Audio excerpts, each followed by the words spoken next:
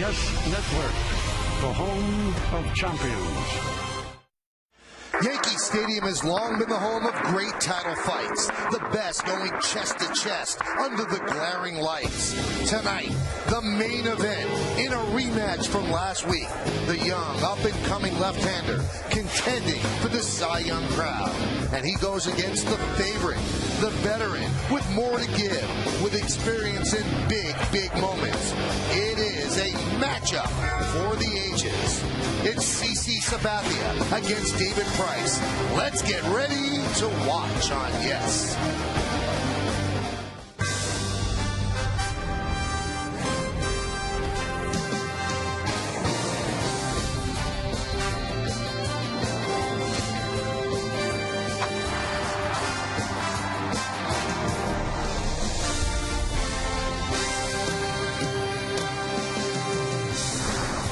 The big guy is on the mound for the Yankees. It's his last regular season start here at the stadium.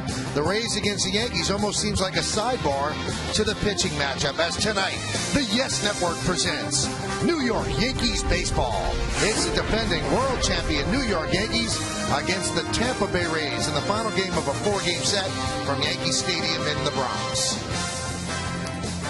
Hello, everybody, and welcome to Yankees baseball. Along with John Flaherty, I'm Michael Kay. Yankees won the first 2 games of this series. Then they lost last night 7-2, 2 hours and 11 minutes of a rain delay in the bottom of the 3rd inning. So now the two teams are very close, obviously, in the standings. But the bottom line is, even if they weren't, this would be a big-time matchup, Sabathia against Price. The last time they met, Sabathia pitched very well. He certainly did. Both pitchers did not disappoint 10 days ago. CC Sabathia on top of his game. He went 8 innings in this ball game. Only gave up a couple of hits, and he struck out 9. Completely dominant, did not get a decision, but he let the Rays know, I am the #1 man on the Yankee staff. Had an outstanding performance. Now, he has pitched previously 4 times against the Rays. He's won 2 games on April 10th and September 13th. Obviously, those were great games. He didn't actually win the September 13th game. He's 1-1 in those 4, so this would be the 5th game. Let's take a look now at the New York Lottery pitching matchup. By now, you know what it is. David Price against CC Sabathia. Price, a young left-hander, 17-6, sparkling ERA, and when he faced Sabathia 10 days ago, he rose to the occasion. He did. He stood up to the challenge. The young lefty, like you mentioned, we don't know a whole lot about him. Is he going to step up in a big spot? Well, he did in the postseason a few years ago, and he matched CC Sabathia. 8 innings, 3 hits, 4 strikeouts. I think more importantly, the personality is, I am a #1 man of this staff, and I will be there tonight. Oh, this should be fun. This is the type of thing that you'll pay to see. You're watching it free right here on Yes. Where are these guys in the standings? What does this game mean? We'll talk about it on segment 2 next.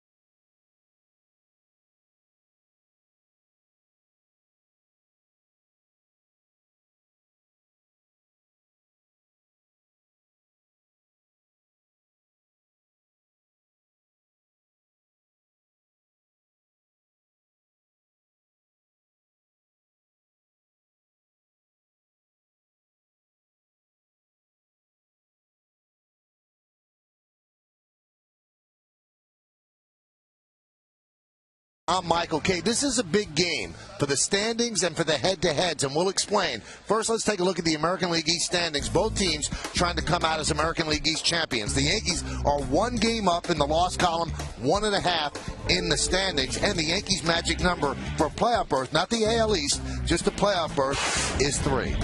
Well, at least both these teams are evenly matched. You can see the Rays won last night. They're winning the season series 9-8, 87 runs apiece. Tied in home runs at 23, and the pitching actually has not been great, but look at that. 6 games decided by 1 run. That means tonight turns out to be a big game. A big game with 2 unbelievable pitchers, so it should be incredible. There's going to be a lot of electricity here in the ballpark as well. So what we have coming up, we have lineups, first pitch, and baseball. CC Sabathia will be hurling for the Yankees, and he's going to try to add his 21st win to his resume and give the Yankees a bigger lead.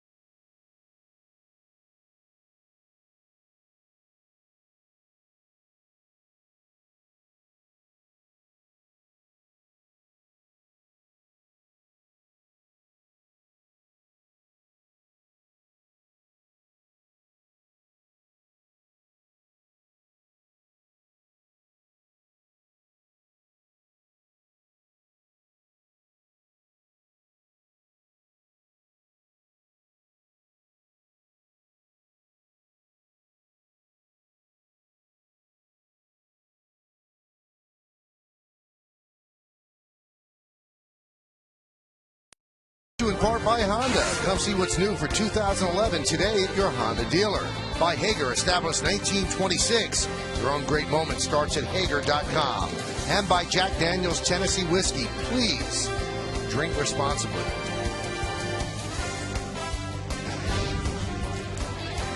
The stadium is fast filling up. The Yankees have taken the field. Sabathia has finished his warm-ups. Let's take a look at the Rays starting lineup, which is presented by Lexus.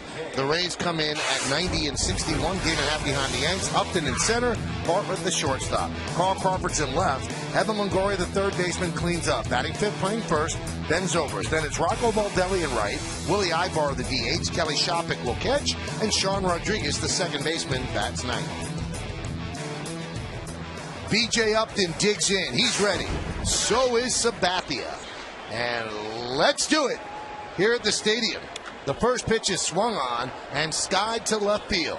Giving chase is Golson. And he runs out of room, and we're underway. Take a look at CC Sabathia and his regular season numbers. And they are fantastic. 20-6, an ERA just over 3, 69 walks in 224 innings. Take a look at our scouting report. That 20 wins, a nice round number, and done a nice job here at the home field, 11-1. And he's not let a left-handed hitter hit a home run his last 20 starts. Quickly ahead, 0-2.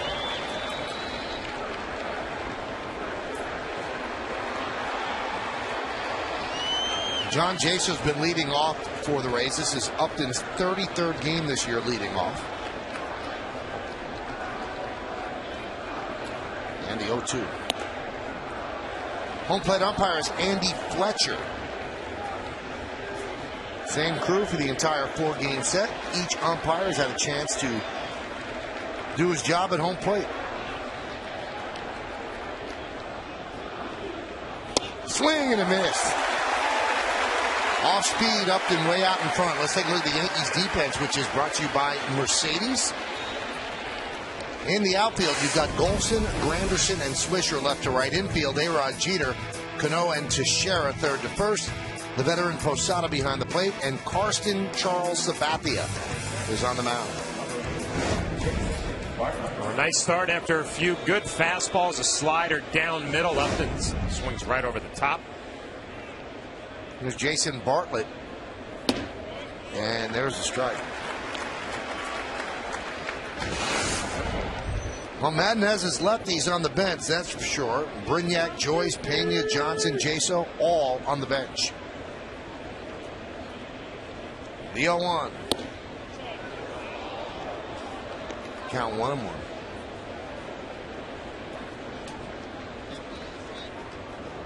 Now, sometimes the games don't play the way you would predict them off paper, but these two are legitimate great pitchers. This should be a good pitcher's duel. Count 1-2. Well, I'm sure you said the same thing 10 days ago, and it actually worked out. Both of the #1 guys for each staff through 8 innings of dominant baseball. Wonder if that can happen again here in New York.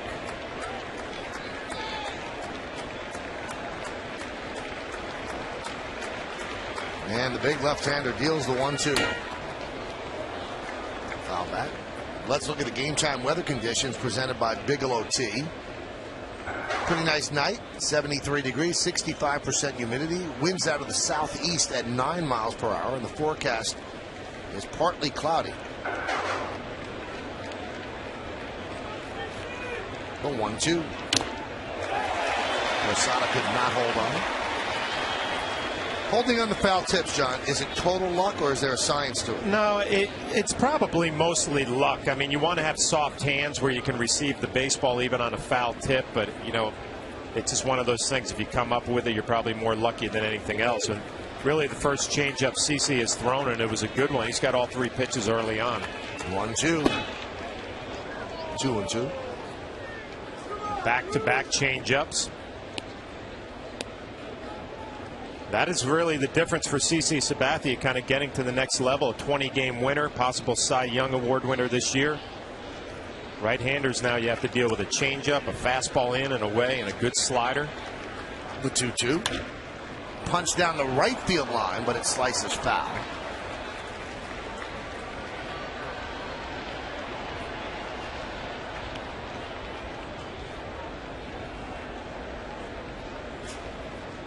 This is what CC's done this season. Won 20 games for the first time. 224 innings. That's second in the American League behind King Felix. He is almost unbeatable here at home. And since June 1st, 17-4, 2.53.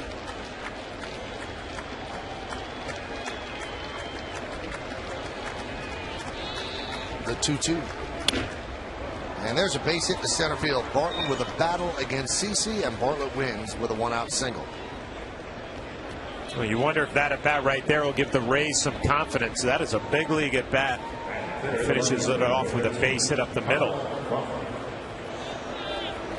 You saw every pitch from CC Sabathia, fouled off the tough ones, and finally got a pitch to hit. And we told you that CC was behind Hernandez in innings pitched. So CC with 224, and Hernandez has 241.2 innings. He pitched today, and Toronto won 1-0. And in that game, Bautista hit his 50th home run. And also in that game, Ichiro got his 200th hit for the 10th straight year. Nothing new there. That's an American League record.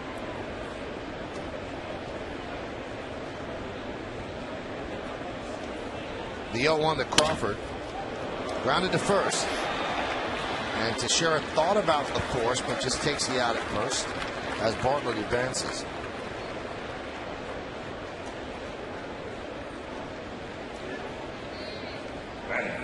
Ten consecutive seasons of 200 hits. He came from Japan, has never looked back. And Bautista, 50 home runs, and first 50 home run player since A-Rod had 54, and Cecil Fielder, or Prince Fielder, had 50 a couple of years ago.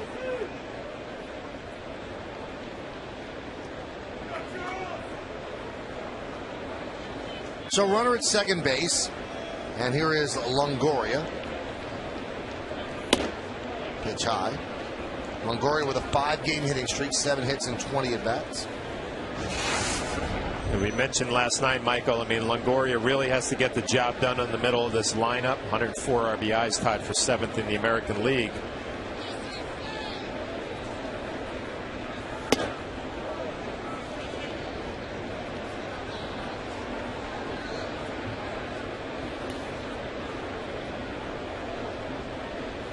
CC behind in the count here, 2-0. We'll see if he comes right at Longoria, maybe face Zobrist, who's on deck. I think 248 against lefties this year. Count 2-1. Good call by Jorge Posada and a good pitch by CC Sabathia. A little 2-0 changeup. And Longoria a little bit out front, looking for the fastball, doesn't get it. Fooled by the speed. 5 hits and 17 at bats against Sabathia, 2 home runs.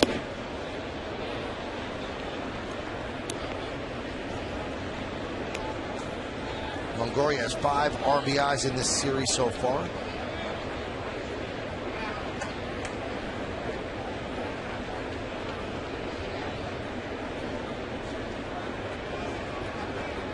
And the 3-1.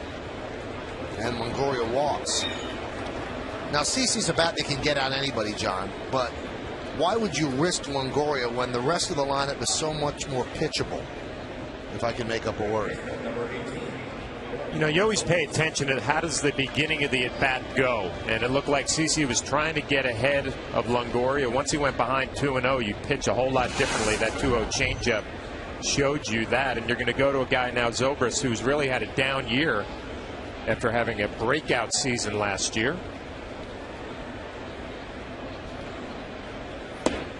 There's a strike. CC looks like he has a nice rhythm. The only downfall early on, I'd say the velocity in the low 90s. We'll see if that improves as the game goes on. Looks like he's working both sides of the plate. Has found a nice rhythm early, especially here pitching out of the stretch.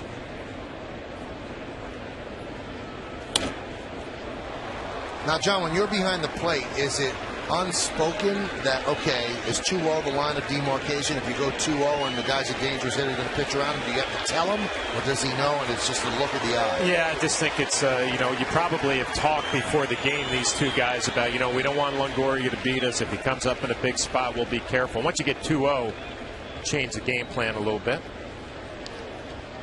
IOTV offers you incredible HD picture and sound. HD is free with IOTV, the official HD service provider of Yankees baseball on Yes.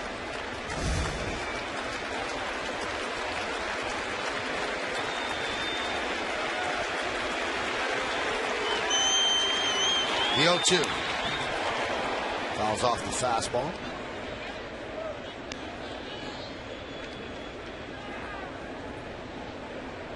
Pretty good swing right there. I don't know if that's going to raise an eyebrow or CC Sabathia. And that was a fastball in, and Zobrist had a pretty good hack at it. I want to change it up, go to a slider or a changeup.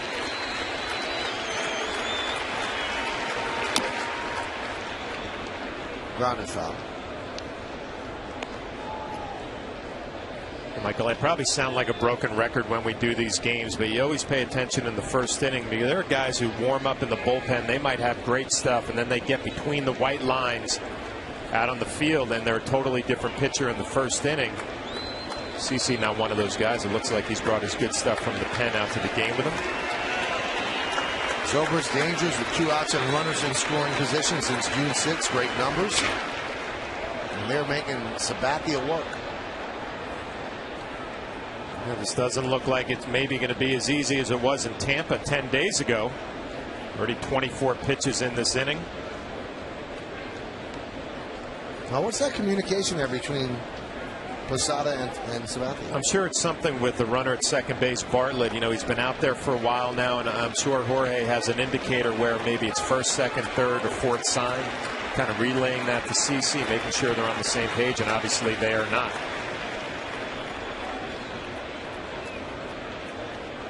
You have a runner at second base, and he has seen, what, maybe 8, 9, 10, 12 pitches. You definitely change up your cadence with a runner at second. Dave Island's going to come out and have a talk. Now, Island had to see something that he didn't like. And also, he had to say, you know what, David Price is on the mound. We can't afford to just give up a run because of a mistake here. I guess he wants to get everybody on the same page.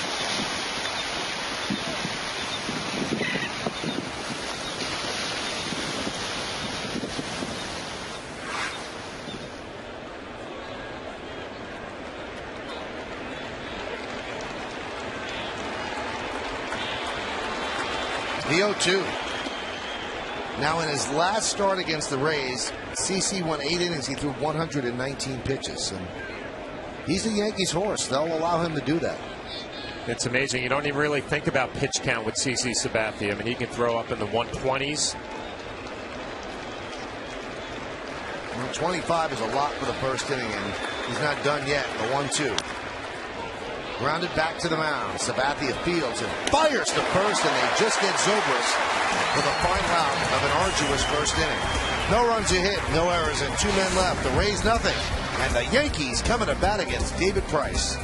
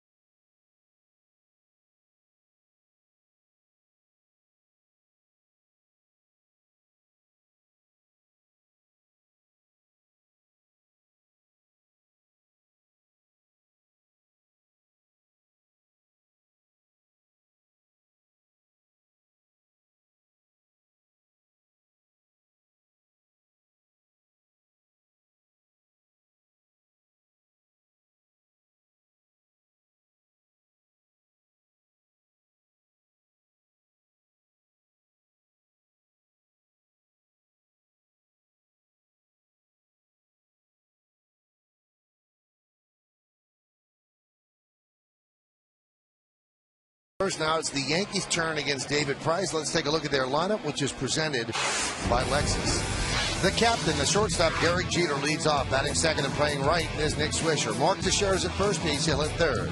Cleaning up to third baseman, Alex Rodriguez. Robinson Cano at second. Will bat fifth.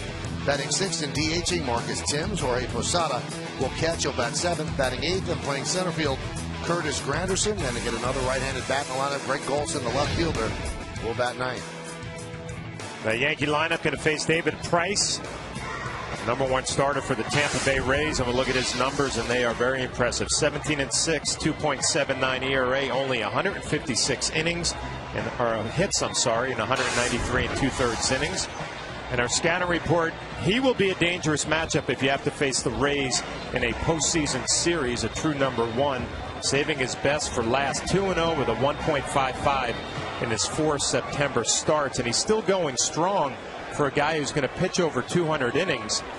And before this year, his high was 162 and 2/3. He'll be 40 over that and still going strong in the month of September. And here's Derek Jeter.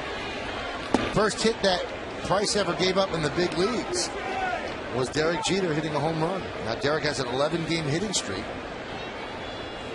If you wonder, well, what's Derek's longest hitting streak ever? 25 in 06.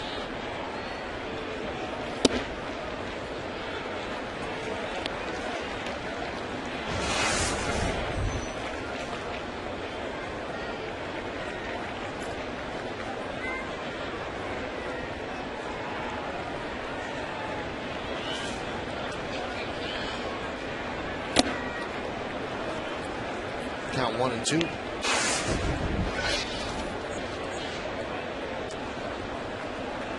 Just underway here at the stadium, and this is one of those games that everyone around baseball will have their eye on. I wonder how Sabathia and Price are doing. Baseball players would get hooked into this one because it's, you know, the top of your profession going up against each other as Price strikes out Jeter looking. Now, Shopik runs out to the mound immediately after that pitch. Yeah, you wonder what they're going to talk about, because this at bat, there was nothing fancy. 4 fastballs in a row, the last one on the inside corner for strike 3. That's what you like about Price, Michael. I mean, obviously he has the stuff to be a #1 guy, but he stands out on the mound. He's not afraid to challenge with his fastball. And it's pretty straight. I mean, he has a little bit of movement. Sometimes he'll throw a two-seamer. He has the mentality to go with his stuff. Here's Swisher, of course, batting from the right side, and he lines a single to right field. Nick has been very hot of late. He's now 8 for his last 19. I guess when you see 4 fastballs in a row to Derek Jeter, you're going to go up to the plate ready to hit on the first pitch, and Nick Swisher gets a fastball and takes care of it, drilling it into right field.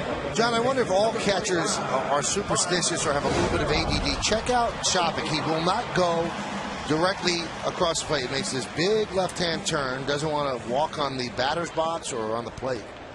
No, I can tell you all catchers do not have that ADD. That's just a little weird right there. The pitch to Teixeira is inside. Teixeira hitless in his last 18 at-bats. He would not go near any of the white lines. And Swisher had to reach out to tap him on the shin guards.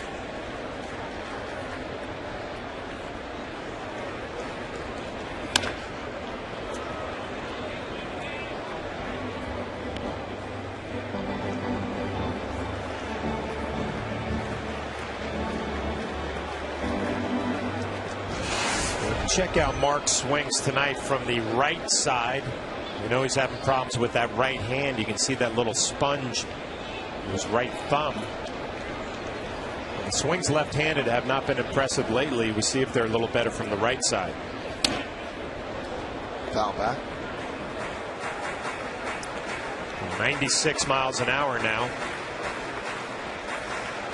8 pitches into this ball game, and the velocity has increased about 5 miles an hour already for David Price. Starting to get loose.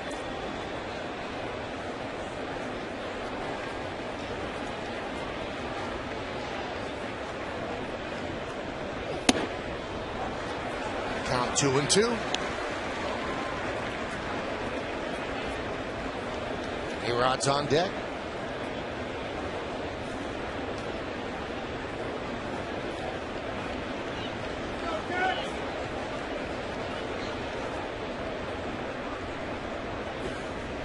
And the pitch. Driven out to right field and deep. Going back Baldelli. He's on the track. At the wall. He leaps and makes the play. As Swisher heads back to first. Baldelli went back, knew where he was, measured it. A little tiny leap, and he hauled it in, taking an extra base hit away from Teixeira. Rocco Baldelli back in the big leagues after a lot of health problems, and he does a nice job getting a feel for where the wall is.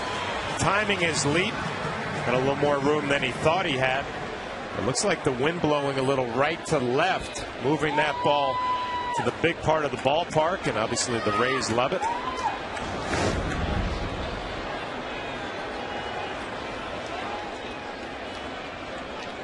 Here's Alex Rodriguez. Pitch inside, 1-0.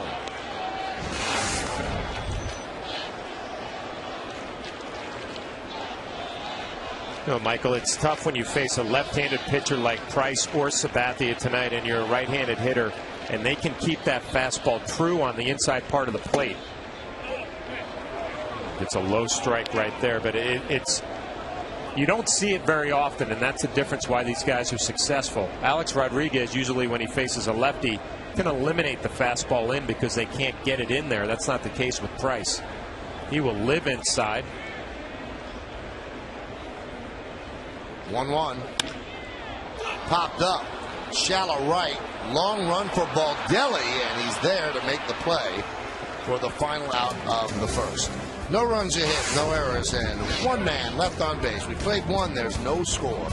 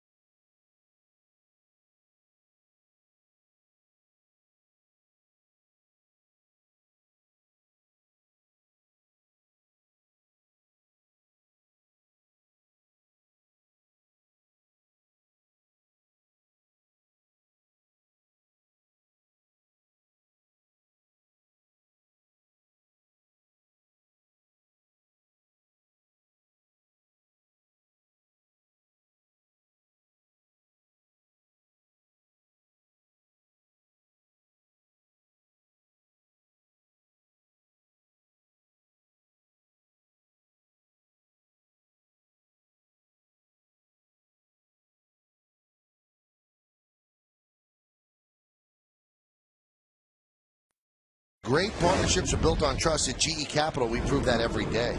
Well, CC Sabathia does a nice job getting off the mound, and he's got a little something extra on this throw to Mark Teixeira. You see that reaction, a little smile, nice partner play. Here's Rocco Baldelli. A rare start for him. His first game this year was September 5th. He's had such bad luck in his career. He has a world of talent, and he has an autoimmune deficiency disease where he gets tired and worn down after playing for a little bit. And Joe Madden checks in with him every single day, see if he's okay. This is his first game in the outfield and shows how talented he is. Yeah, it's great to see him back. And, you know, I was lucky enough to be with the Devil Rays then when Rocco was a #1 pick and came to spring training. Grounded left side through for a base hit. So Baldelli making an impression early. And you know what, Michael? A great guy with a ton of talent. And it's just sad that this health problems that he has had. But it was described to me last year when he was with the Red Sox. And you could see the resume. And I don't know if you've actually felt this, but it's like if you work out really hard, right, and then it takes a while to come back from that after you really hit the weights hard. That's what Rocco Baldelli deals with every day. He just doesn't recuperate like the normal guy would.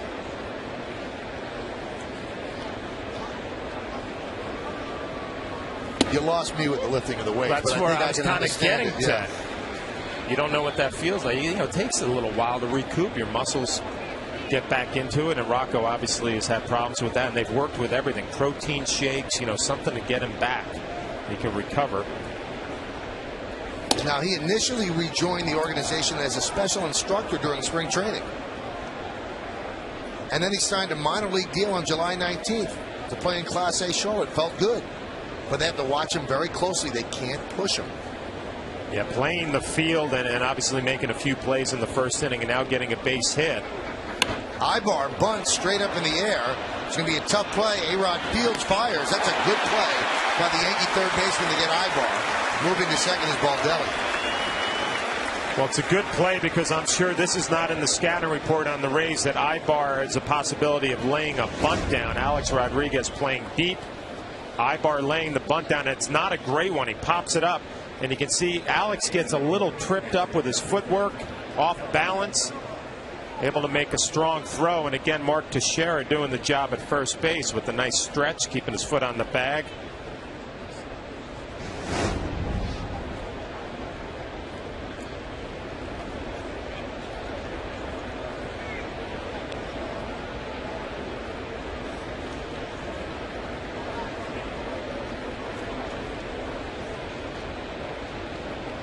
That's Ibar's second sacrifice of the year, and 7th in his career. Here's Shopik. Chases a high fastball.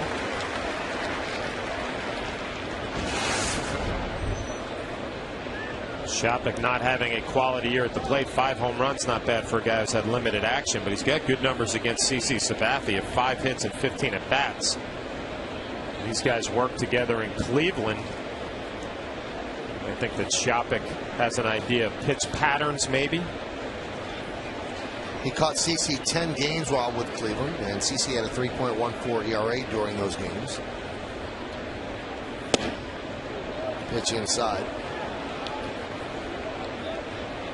In April, Sabathia had a no-hitter bid, and Shopik broke it up, much to the relief, I think, of Joe Girardi, who said he was going to lift Sabathia because of a pitch count, especially early in the season.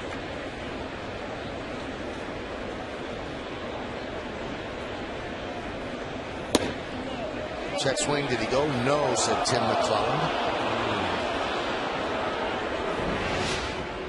Well, this was the no-hitter. It was broken up by Shopik, a legitimate hit. See Cervelli's reaction. You know, it caused a lot of discussion, Michael, amongst fans. You think Joe Girardi would have taken him out? He seemed adamant that he would have. Well, the thing that bothered him is he was the one who brought it up in the post-game press conference. Nobody asked him. He said, why would I bring it up if I was lying? He said, I wouldn't have said anything.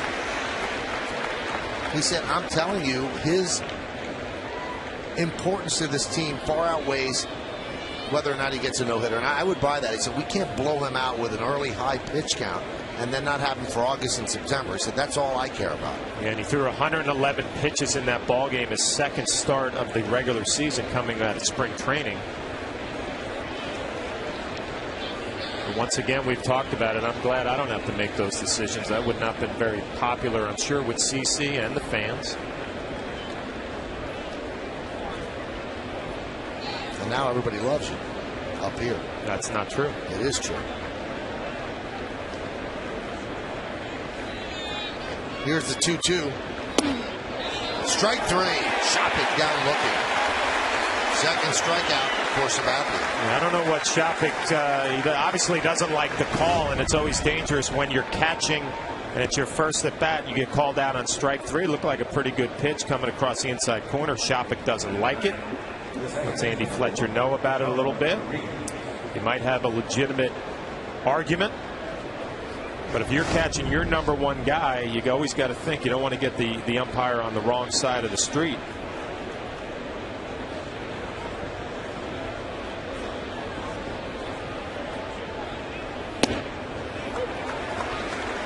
Sean Rodriguez takes a strike. If you're wondering about the medical name of what Rocco Baldelli has, it's channelopathy. They came up with the diagnosis finally when he was with Boston. And I guess you could Google it, but what it means is he gets tired all the time. Yeah, and I had a talk with some of the trainers in Boston last year, and it's sad, really, because the things that major leaguers take for granted, taking around to batting practice, playing a game in the field, it just saps him of his energy. See how he rebounds during this game or even after the game. He leads off second. And the 0-2. Strike three. Sean Rodriguez down looking. Third strikeout for Sabathia. No runs a hit, no errors. One man left. We go to the bottom of the second inning. There's no score on Yes.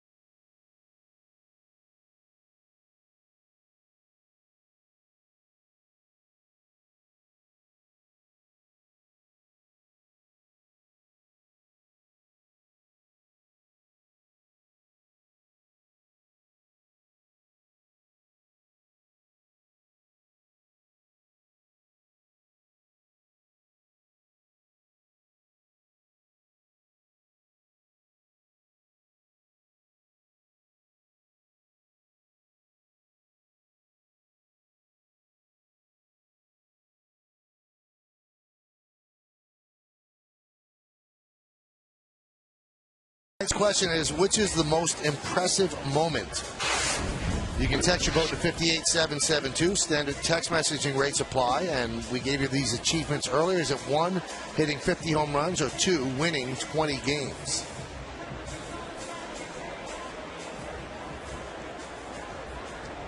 Bottom of the second, there is no score.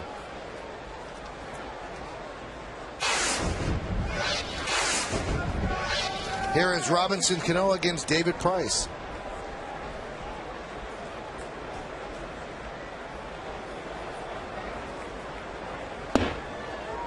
And the pitch outside, 1-0.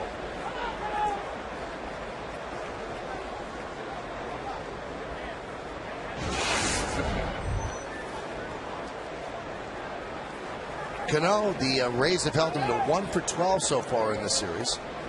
The one was a big hit against Randy Choate. That drove in 2 runs. .250 in his career, 4 for 16 against Price. No home runs. There's a ground ball off the middle and a base hit.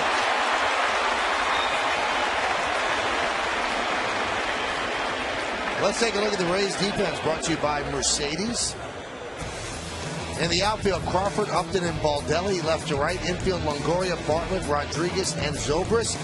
Third to first, Shopik is behind the plate, and David Price is on the mound. John, you're my space guy. Is that a full moon or a smidge past that? I think it's a smidge past, but it's got a nice color. What do they say? If it's got an orange tint, it's going to be a beautiful day tomorrow. It does have an orange tint to it.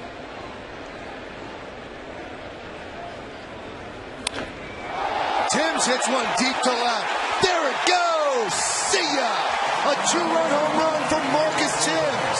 And the Yankees are up 2-0.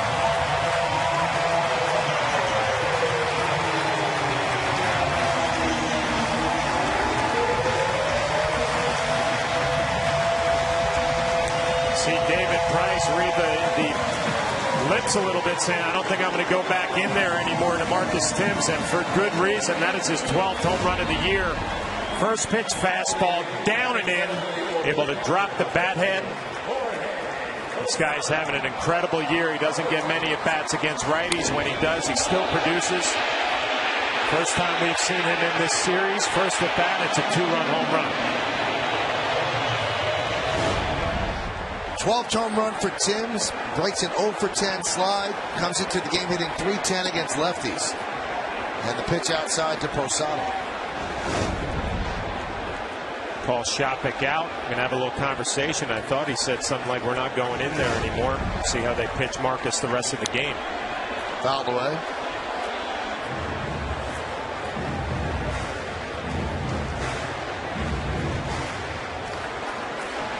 Against left-handers this year, 5 home runs for Timms, hitting .316.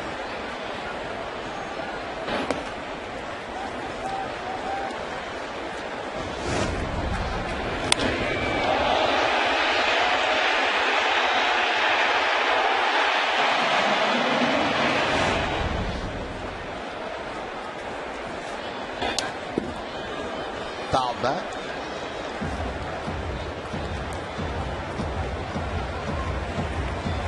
Talked about Price, how tough he can be on righties when he keeps that fastball inside. I think Marcus Timms got a little bit of help because it was down. It's almost like a lefty where you take that swing and you drop the bat head. Marcus Timms does it from the right side. Swing and a miss. And Posada down on strikes for the first out. Fastball away. Might start seeing Price mix it up a little bit. A few fastballs in, start finishing some guys away so it doesn't become as predictable.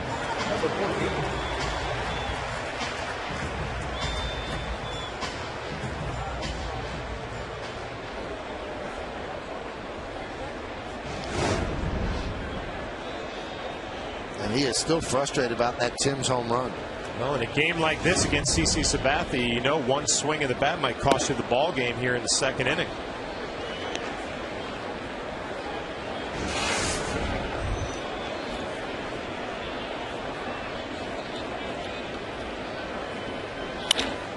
Hot shot to second, and Rodriguez is right there.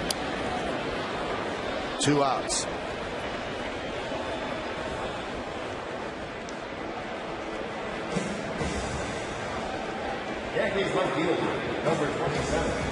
That home run was rare. It's the first home run that Price has allowed on the road since July 24th.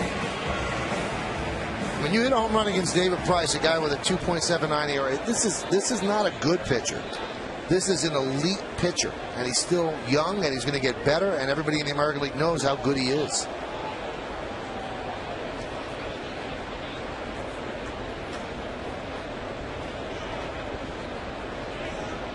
Mentioned it earlier, you love his body language, but even after giving up that home run, the frustration. He's a competitor out there. He's got the stuff, he's got the mentality, and he competes. It's a pretty good mix.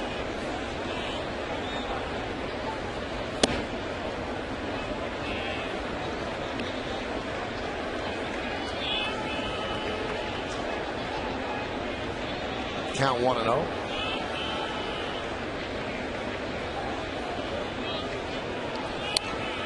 Foul back to the screen, 1-1. Golson playing left field tonight. Brett Gardner gets a night off against a tough lefty, and I guess Austin Kern's still not feeling 100%.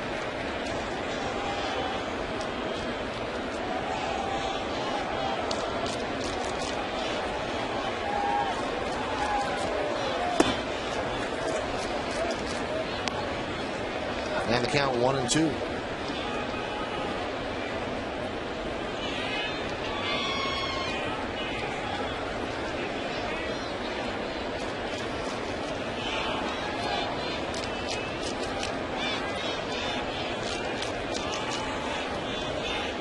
And the pitch.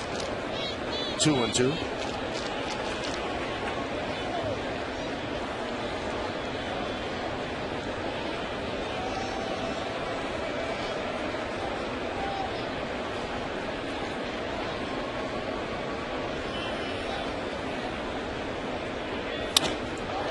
That one is lined into center field, and Upton is there, and that will do it. But the damage done against David Price. Leadoff single by Cano, and then Marcus Timms redirects a fastball into the seats and left. His 12th home run of the year and a 2-0 Yankee lead.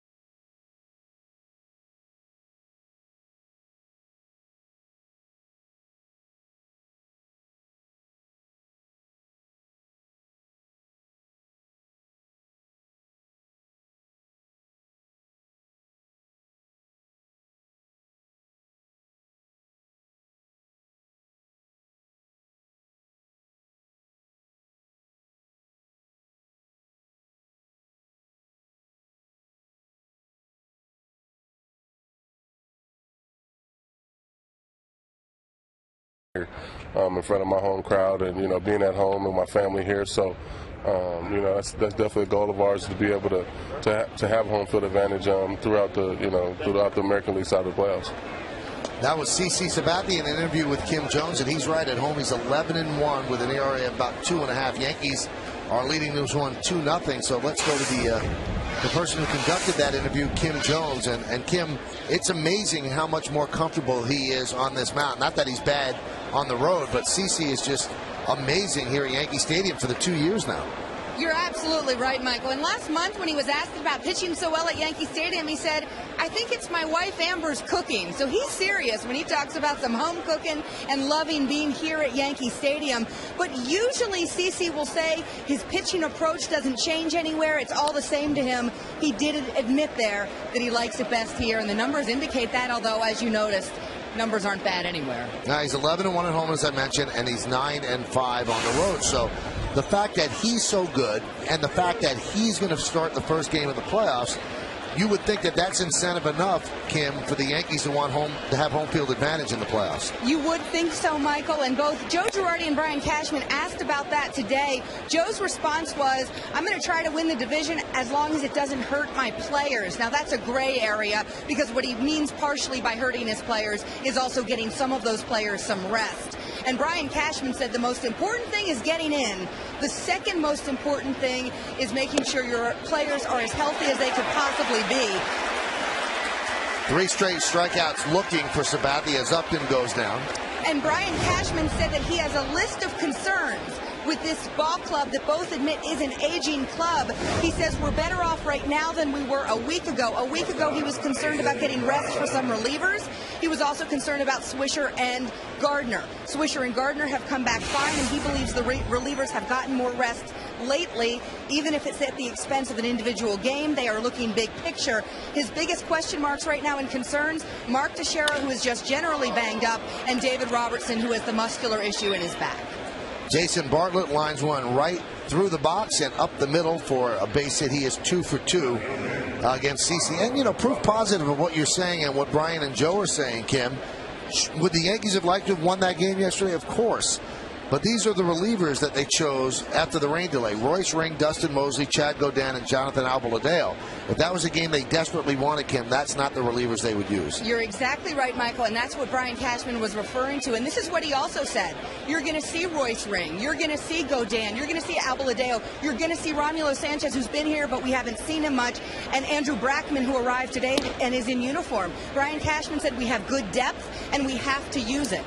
So it's going to be a fascinating week if next week these teams are still jockeying for the division to see how both of these managers play it. Now, Kim, we opened up the broadcast today and we likened Sabathia and Price to a heavyweight battle, and they both had very nice words to say about each other 10 days ago when they first met in St. Pete. Well, what is their relationship? Are they close? Do they have a relationship? They absolutely do. They text each other during the season. Maybe this story best exemplifies their relationship, Michael. Last year, David Price, a bright guy, somehow forgot to pack his gloves for a trip to Yankee Stadium. He got here and realized, I don't have my gloves and I have to pitch. He sent CC a text message. CC didn't just respond to the text message, he sent a bunch of gloves over to the visiting clubhouse. CC laughed about it yesterday. He said they were all way too big for him, but he made one of them work. And David Price said, man, he didn't even have to answer that text message. Not only did he answer it, he really helped me out. They really get along very well, and they admire the way both each other pitches, with CC saying he's ahead of where I was at that age. David Price saying, I'm not so sure about that. You know, one thing that I think that we don't really stress enough, Kim, we talk about CC a lot. And Brian Cashman has spoken on that one of the big reasons he wanted him, obviously, is his talent, but what he brings to that clubhouse. This is a legitimately nice guy. Legitimately nice. We have worn him out on the Yes Network this year, Michael. He is nice to everyone. That is one reason everyone likes him so much, even the media. Imagine that. But seriously, he is a really great guy, and he has been fantastic with his teammates, both last year and this year. Good stuff, Kim. We will talk to you on the postgame. Thank you, Michael. All right, that's Kim Jones. She'll be on the postgame with Jack Curry and Bob Loren. So back-to-back singles here in the third inning, and the Rays have runners on first and second with one out, and here is Longoria, and now they're in a situation where they really can't pitch around it. No, they have to go get him right now with a 2-0 lead. Well, the Rays are doing a nice job making CC Sabathia work. You see that pitch count already, 51 with one out in the third. They have the right man up at the plate with first and second. Pitch outside, count 1-0.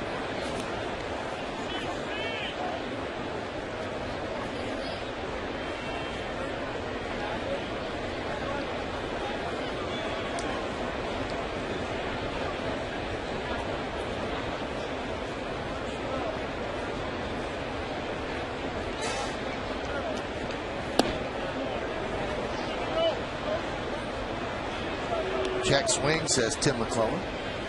Longoria 5 hits and 17 at bats against CC and 2 of the 5 home runs. Well, this is the same count Longoria was in on the first at bat, 2-0, and CC Sabathia threw him a good changeup for a swing and a miss. We'll see if Longoria remembers that. We'll see if CC throws it again, or maybe he'll change it up. Popped up on the change. Swisher is there. He'll make the catch, tagging as Bartlett just draws the throw. So that's a big out, retiring Longoria. Yeah, you're right, Michael. Same count, same pitch, a changeup right down the middle. Longoria had a good pitch to hit. Check out where it ends up, middle up. You can see he's going to be a little frustrated. That was a pitch for Longoria to hammer, and he missed it.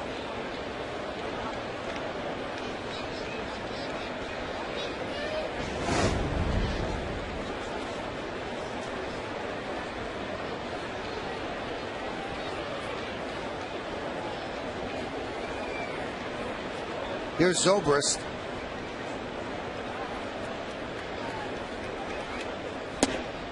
And a strike.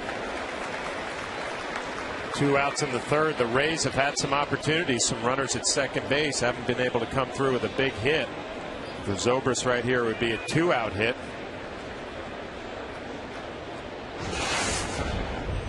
Got to be thinking as a team, we're not going to have these opportunities all night. We've had a few early on in this ball game. Sabathia stumbles. Time was called. So when he saw that Zobrist had stepped out and the home plate umpire Andy Fletcher had his hand up, he decided not to deliver the pitch. Yeah, it looked like Jorge Posada called timeout. Stands up. Home plate umpire Andy Fletcher had given him timeout, but you just want to make sure your pitcher doesn't get hurt, and it looks like CC is okay. 55 pitches for Sabathia.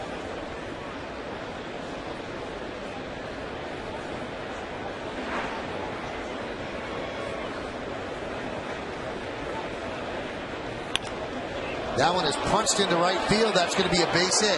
Rounding third is Bartlett. He's coming home. The throw not in time. Throw to second. They had the runner hung up. They get him in a rundown. Watch the runner at third. That's Crawford.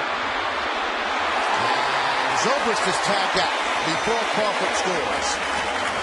So 1 run in on the RBI single for Zobrist, and then he is out trying to stretch. He gets caught in the rundown. So at the end of 2.5 innings of play, after the Rays score 1, Yankees lead this one 2-1 on Yes.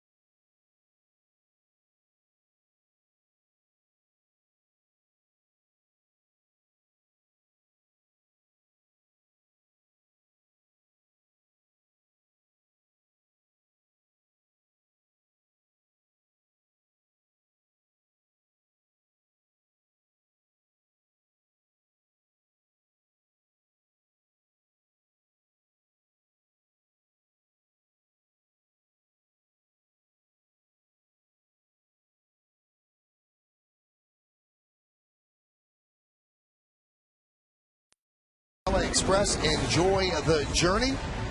The Red Sox come to town for the final series of the regular season for the Yankees, Friday night, Saturday afternoon, and Sunday night. Then the Yankees head to the road for the final regular season road trip. 3 against the Blue Jays, day off on Thursday, and then 3 against the Red Sox.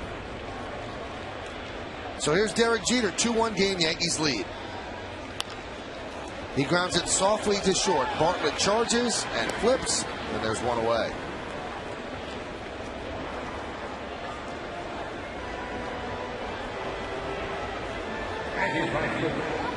Number 33.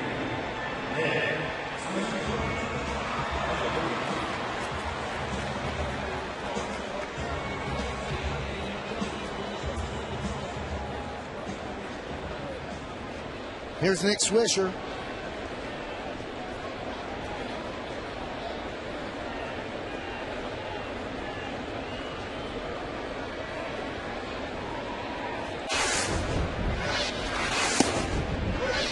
And a strike.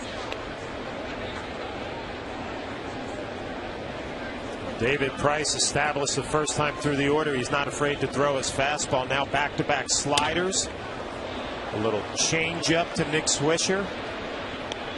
That's the ultimate game plan if you're a starting pitcher and a catcher. If you can throw your fastball first time through, then introduce a couple of off-speed pitches a second time.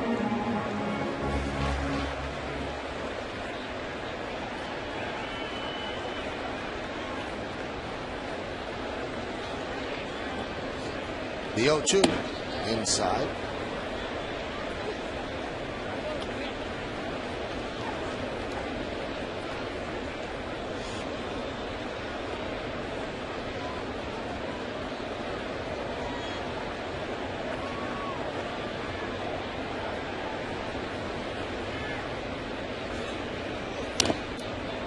Foul ball.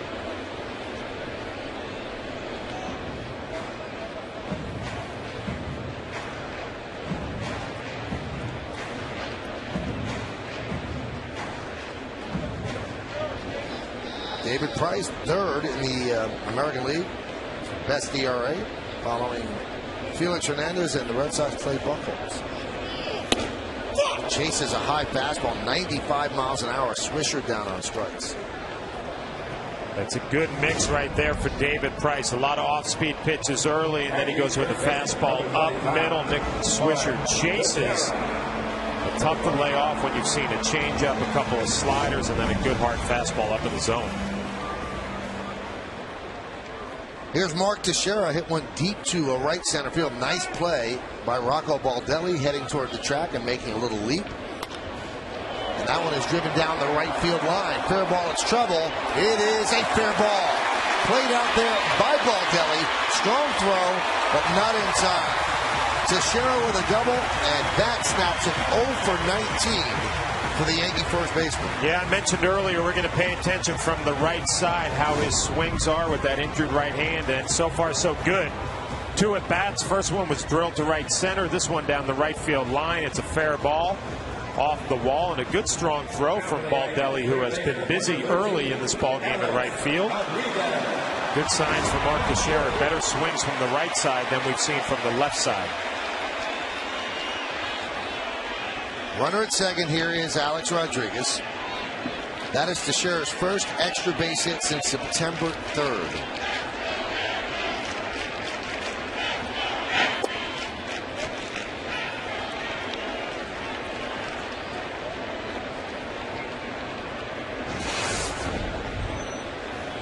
Again, just like the Rays facing Sabathia, you feel like you're only going to have limited opportunities against Price. Alex Rodriguez a chance with 2 outs here. Runner in scoring position, Mark Teixeira. See if he can take advantage. And Shopping wants to talk with Price. Now the double by Teixeira, his 300th of his career. Sure, part of this discussion, you have Robinson Cano on deck. Obviously, the left-handed hitter hits lefties very well. First base open. A lot of things going on here in the third.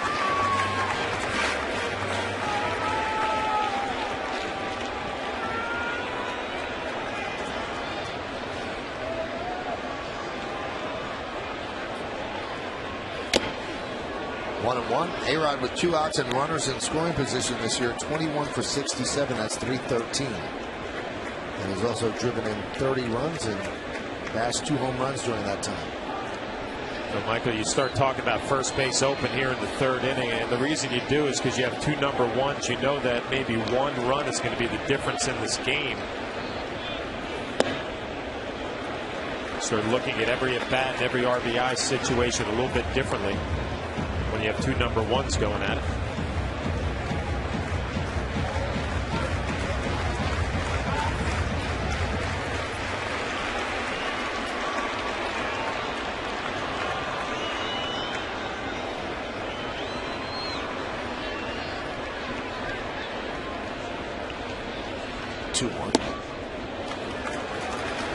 Count 3-1.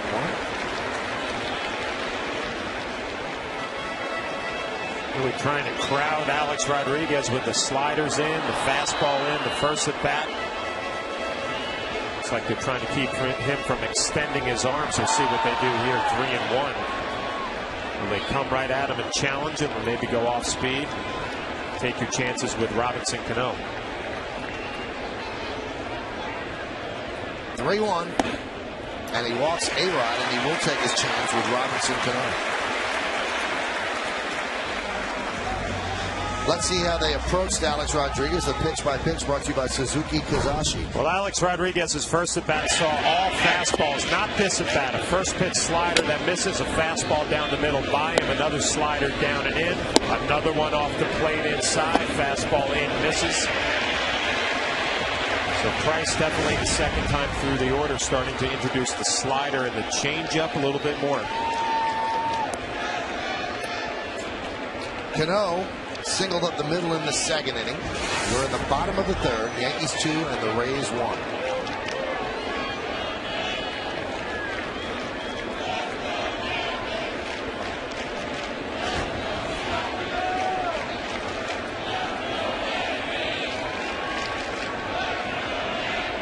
Looks like Cano got something in his eyes.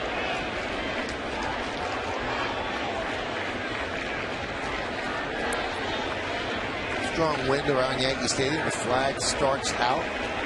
The ones that rim the top of the grandstand.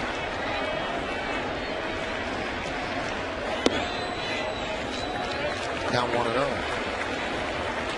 Cano with that single is 2 for his last 13, but he had been so hot before that that he's still 14 for his last 34, which is a .412 clip.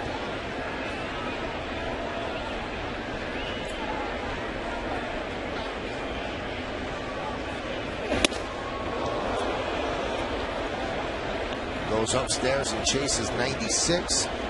Count 1-1. He's 11 hits away from 200. Ichiro picked up his 200th today.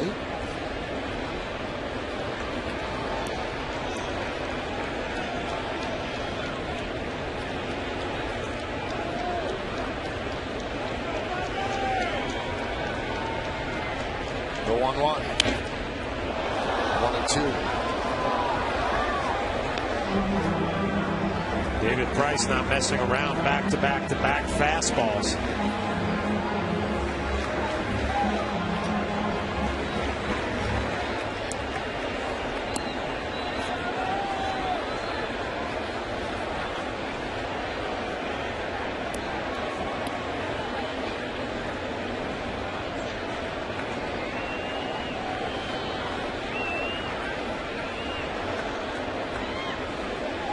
And the 1-2. 2-2.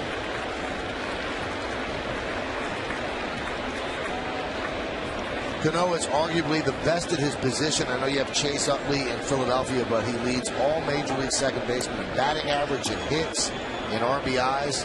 He gives you numbers that you usually would get at a corner infield position, and he gives it to you at second base. And he's probably going to win the Gold Glove this year. I'd be surprised if he didn't. The 2-2. That one is grounded to short. Bartlett goes the short way. They just get A-Rod going into second hard. No runs to hit, no errors, and 2 men left on base. We played 3. It's 2-1 Yanks.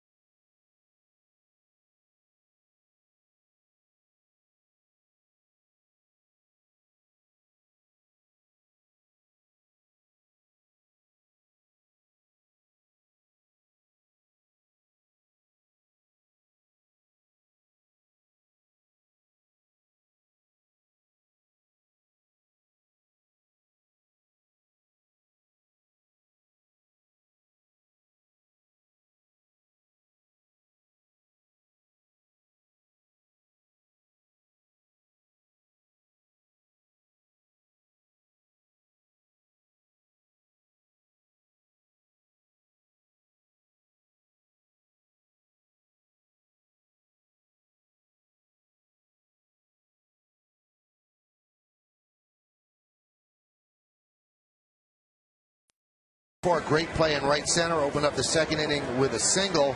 I want to apologize because I had erroneously said that he had an immune system problem that was causing the fatigue, and the Rays training staff is obviously watching in the clubhouse downstairs, and they sent up word, and we thank them for that it was not anything with his immune system, and it was originally diagnosed as a mitochondrial disorder, and as we mentioned, then with the Red Sox, it was then diagnosed as what it is channelopathy, and it's treatable.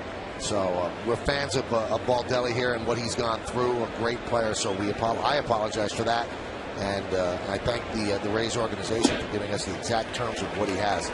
It was nothing with his immune system at all.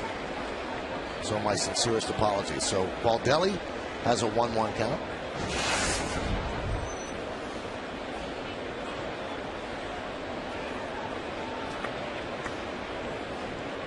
And the pitch. There's a strike. 1-2.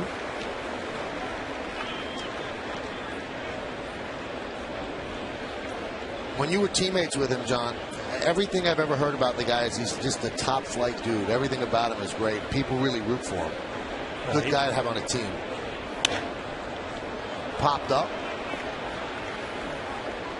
And Swisher makes the play. You know, and I was only around him in spring training, Michael, when he was one of those young draft picks coming to spring training, but he made a huge impression on everybody on the field, obviously, for the talent that he has. But you're right, off the field, just a super guy. And, you know, I'm happy to see him back. I didn't realize that he was actually employed as an instructor. Yeah. Because I guess he loves the game so much, and he was such a great athlete, could have done anything in any sport. He comes from Rhode Island, and, you know, got a good contract with the Rays, and he was never able to really see his potential play out because of this thing that just saps him of his energy. It's awful. So we wish him the best of luck. This is the first time he's playing in the field all year.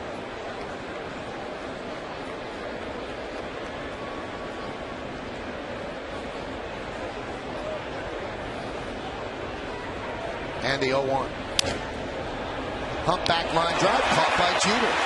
What kind of baby jump there by Jeter to haul it in. See a look of confusion, and you wonder if Derek Jeter maybe lost this, or maybe Ibar got jammed so bad that it had a little slice on it. He goes to his right and then has to come back to his left. Obviously not as easy as a play as it looks off the bat. Almost a knuckleball effect.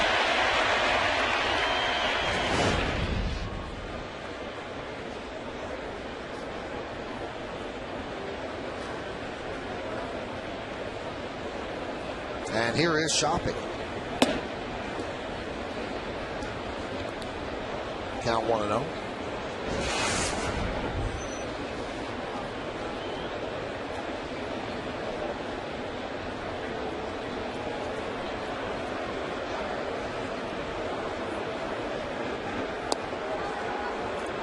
And the count 2-0. CC trying to have his first 1-2-3 inning of the night. Rays have one run on the board, but they have made him work 64 pitches already.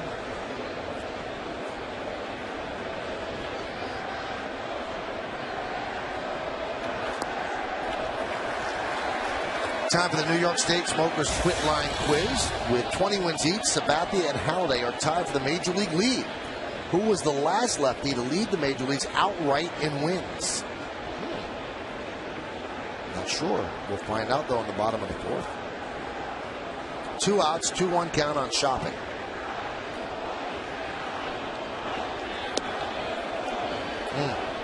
Close, count 3-1. Shopping was complaining about a slider down and in his first at bat, and there was a changeup pretty much looked middle of the plate. Andy Fletcher did not give CC Sabathia the call. Now Shopping ahead in the count, 3-1.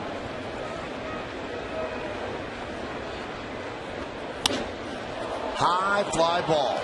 Fairly deep right field. Backing up Swisher.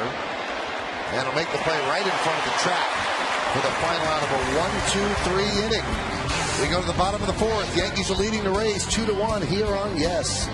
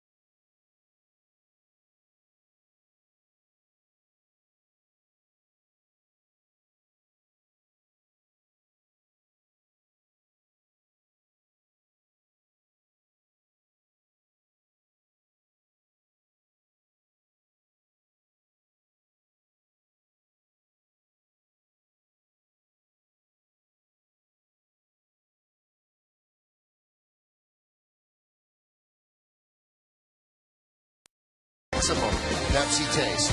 And by Acura. Acura Advance. Not quite a full moon, but certainly looks great up there in the sky. Kind of a thumbtack against a velvet black background. 2-1 Yankees lead. And here's Marcus Timms. He's the reason the Yankees have two with one swing. 2-run home run in the second. And he hasn't played a lot lately, John, because the Yankees face so many righties, and Lance Berkman is essentially the lefty DH despite just being a switch hitter. Yeah, that's what makes Marcus Timms in the year that he is having so amazing. He sees a first pitch slider, second pitch changeup. Didn't look real happy with that call. You don't expect Marcus to see a fastball inside unless maybe Price will show it in off the plate. High fly ball, right field. Baldelli makes the play for the first out. A lot of celebrities in the house. You know, it's a big game. Amari Stoudemire throws a pitch just a bit up and away to a righty batter. Kareem Abdul-Jabbar, Jay-Z in the house. And Donald Trump making some deals. Big game, big crowd, big celebrities. Donald Trump always looking good, huh? The suit and tie. I always wondered, do you think Donald ever walks around in a sweatshirt or jeans or something like that? You can't even picture it, can you? No, I can't. He's always tight, you know? Tightens it up. Perfect knot.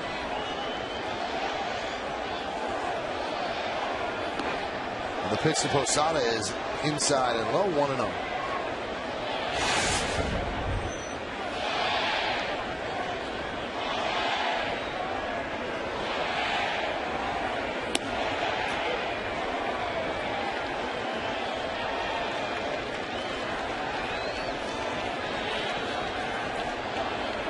Posada struck out in the second inning.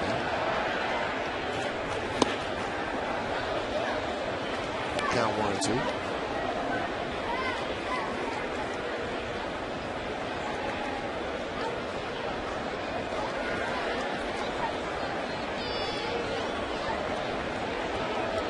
Time call. Michael, the Rays were happy with themselves after that game last night. The rain delay, able to pull out a win. Now a game and a half back. They have the easy schedule coming down the stretch. And Posada down looking, and looks back at Andy Fletcher. He does not like that call.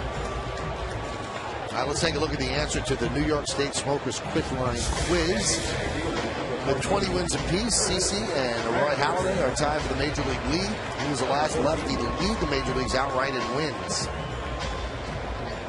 The answer is Dontrelle Willis. Wouldn't have guessed that. Boy, you look at what he was, and you just wonder what happened to Dontrelle Willis. I guess there was something to all this high leg kick, and mechanically things can get out of whack awfully quick. And it happened. I heard he's trying to make a comeback as a reliever. Is he with an organization? Yeah, he was with somebody. I forget who it was.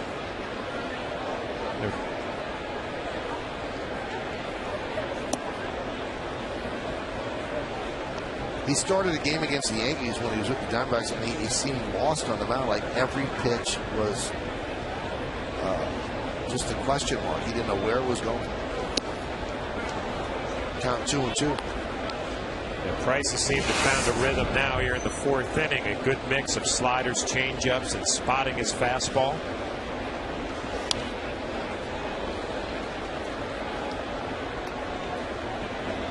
I was mentioning Tampa and their record. They're going to go home and play Seattle, and they're not going to face Felix Hernandez. Good news for them. Baltimore comes in, and then they're going to go to Kansas City to finish out the year, so a relatively easy schedule.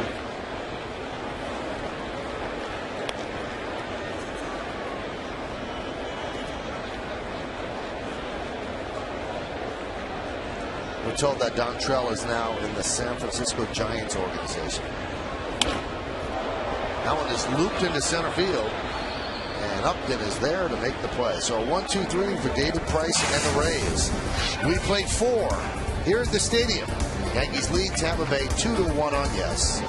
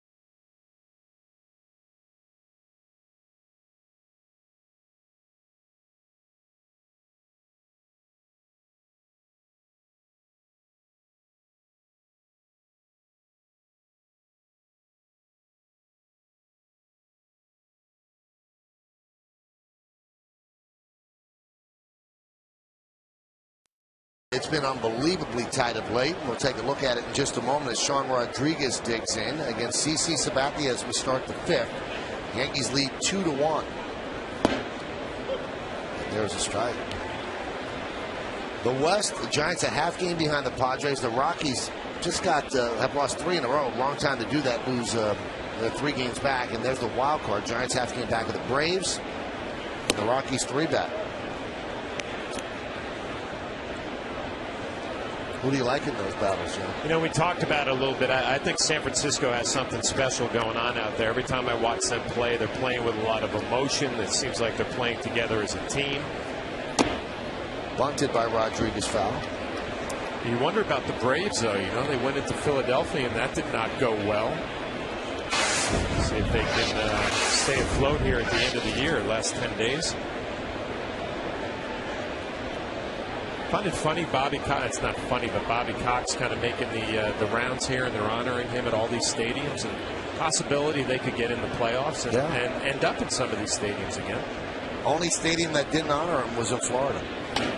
Is that right? Yeah, because he had said something negative about the Marlins organization after they fired Freddie Gonzalez, who he's very loyal to and friendly with. And so when he got there, they didn't give him anything. They didn't honor him at all.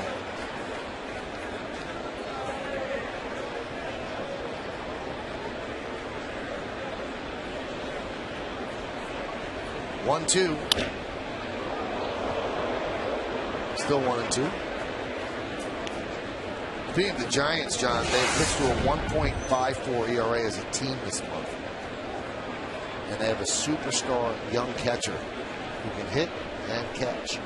Saw him in a highlight hit a home run to center field, and right when he swung the bat, kind of had that flip at the end that he knew it was long gone. It was impressive power to straightaway center field. Buster Posey. Bruce Bochy, who I played for in San Diego, and another ex-catcher managing a club, doing a great job. Swing and a miss. Sabathia dials it up against Rodriguez. One of the best fastballs of the night for CC Sabathia had a little something extra. So Rodriguez was actually having a nice battle, having a good at bat. CC Sabathia able to reach back, get a little more, and get the fastball by him.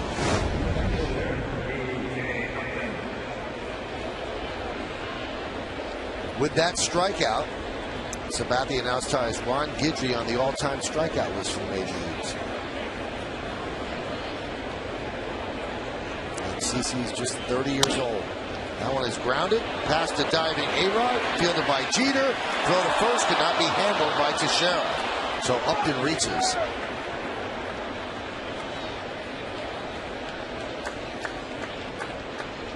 Well, you know Upton runs well. He has 40 stolen bases on the year, and he's out in front here on a changeup.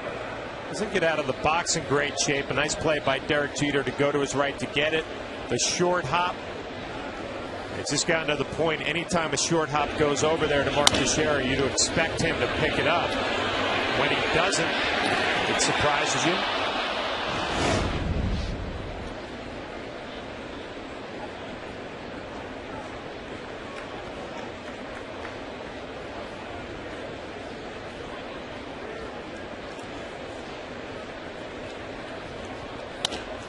Grounded right back to CeCe. There's one. And there's two. So a 1-4-3 double play. And we are quickly through half of this game. At the end of 4.5, it's the Yankees 2 and the Rays 1.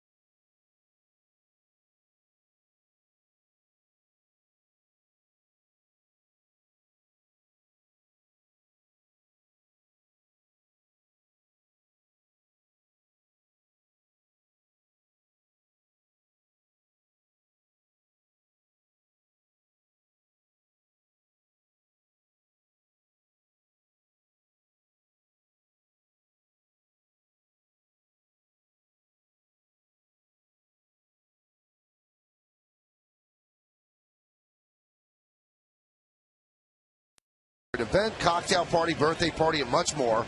For more information on how to book your next private event at NYY Steak, please contact Mary Gerges at 646-977-8041 or log on to NYYsteak.com.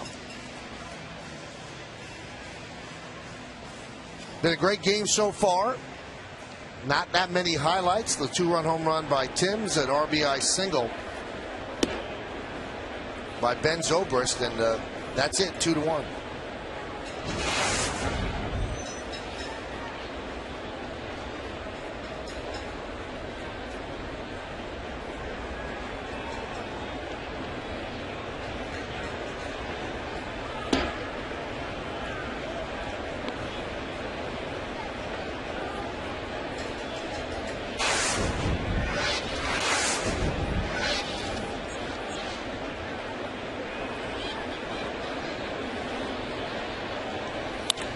That one is driven to left field. It is going to be a base hit. It goes up against the wall.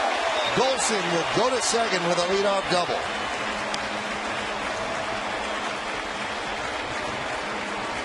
It's a nice feeling for a player when you're not an everyday guy. You get an opportunity to get a start in a huge game here. Rays, Yankees, you get ahead in the count 2-0 and get a fastball and a nice short, quick swing. Drives it into the corner in left field, and then plenty of speed. Going to cruise into second base easily with a leadoff double. But Price doesn't like to give up any hits. He gets really upset with himself. You know, getting behind the number 9 hitter in the lineup, obviously not what he wanted to do, and that was his 5th hit, given up of the night.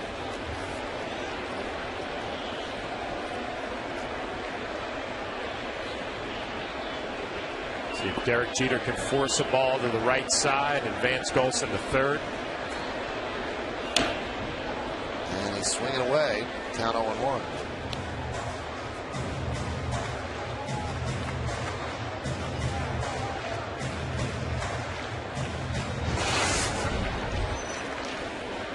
Jeter has 1 sack bunt this year. Jeter's swing, though, he'll take the ball to the right side, so there's a chance he could get a base hit, as well as moving the runner over.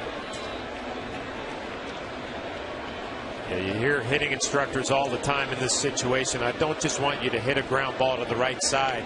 I want you to drive a ball the other way. If you're Kevin Long, has to be happy with what he has seen from Derek Jeter, driving balls to right center field lately. Be a nice opportunity here to do the same. And that's exactly what he did, a base hit to right field. Golson's going to stop at third as Baldelli's throw is cut off by Zobrist. Kevin Long loves it. It's fun to watch when you got a guy swinging the bat who can handle the bat.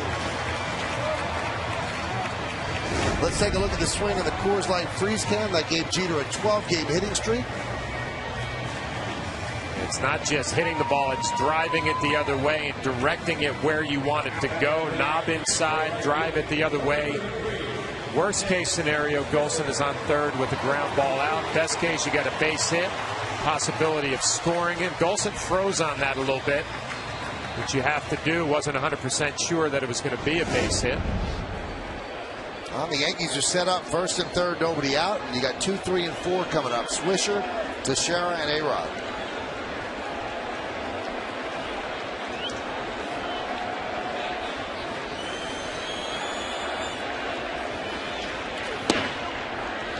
Count 1-0. Obviously, Price, a #1 type guy, has the ability to strike some hitters out. If you're Nick Swisher, that's what you have to avoid here. Get a pitch out over the plate where you can get extended and make sure you hit it in the air.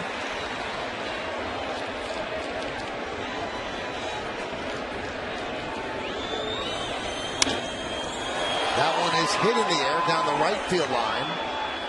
And Baldelli runs out of room.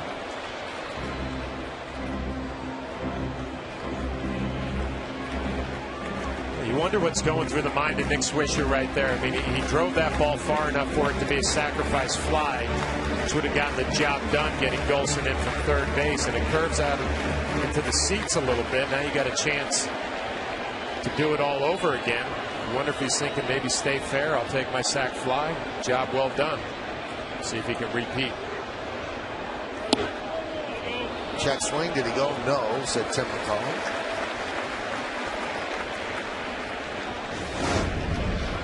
Tim McClellan, the first base umpire, has had a few of these calls tonight, and a good no call right there. Nick Swisher did not swing.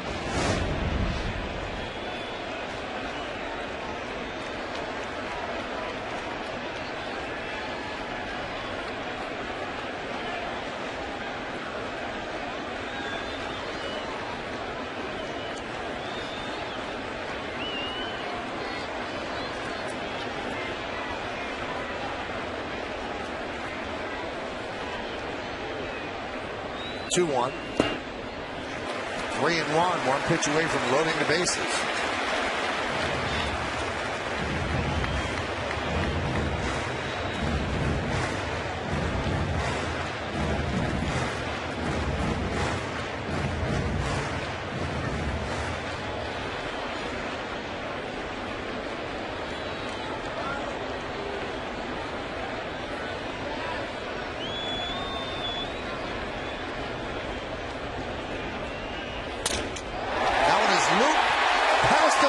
Rodriguez into right field. Golson scores.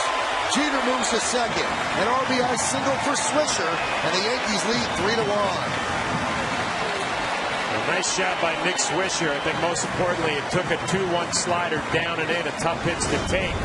Once he did that, he got a fastball out over the plate off the end of the bat, shatters his bat, strong enough just to drive it into right field, just out of the reach of Rodriguez.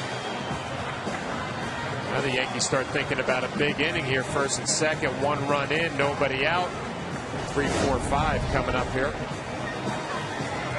This copyrighted telecast is presented by authority of the New York Yankees and may not be reproduced or retransmitted in any form. And the accounts and descriptions of this game may not be disseminated without the express written consent of the New York Yankees. So Jim Hickey has a conference on the mound with David Price. Now, if you like positive stats, here is one. Yankees have 3 runs on the board, and they have not lost a game with Sabathia on the mound when they scored at least 3 runs since back on May 29th. 70 pitches, 42 strikes.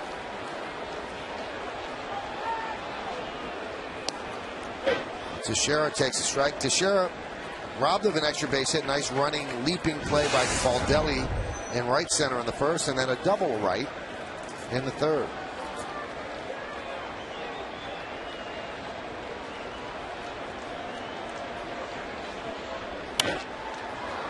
Foul back.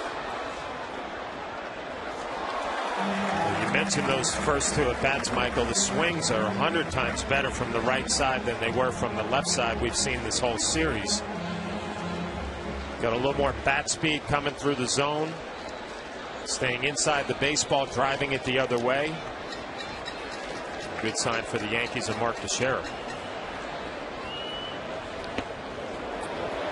Count 1 and 2.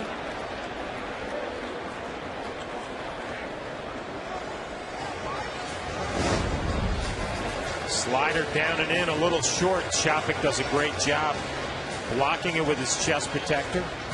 Keeping Derek Jeter at second base, Nick Swisher at first. Keeping the double play in order for the Rays.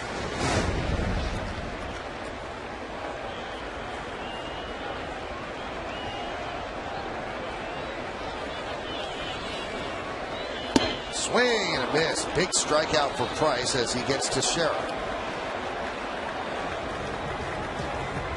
Jim Hickey, the pitching coach, loves it. It looked like he had a little more bite on that slider. Number 13, Alex Rodriguez. Down and in, perfect location. Swings right over the top.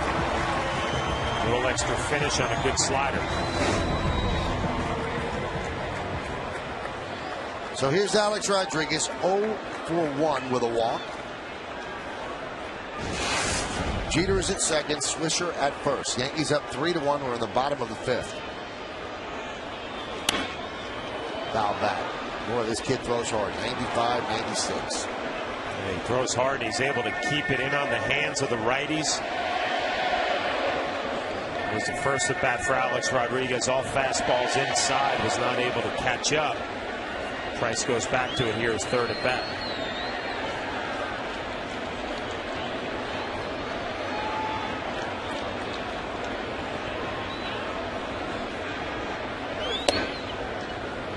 Count 1-1. 3 previous starts here at the new Yankee Stadium. Price 0-1, 5.40. Lifetime against the Yankees, 6 starts, 1 relief appearances, 2-1, 3.22.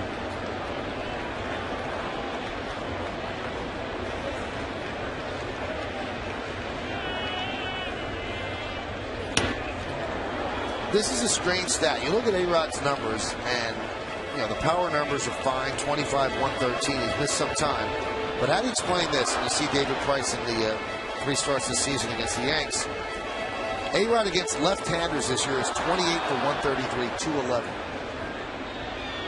It's hard to explain. Yeah, that's tough to explain there. I mean, the first thought that pops into your mind, maybe he doesn't pick up the changeup. A lot of lefties will throw their good changeup as their strikeout pitch to a righty. I think it's 295 against righties. The 1-2. 2-2.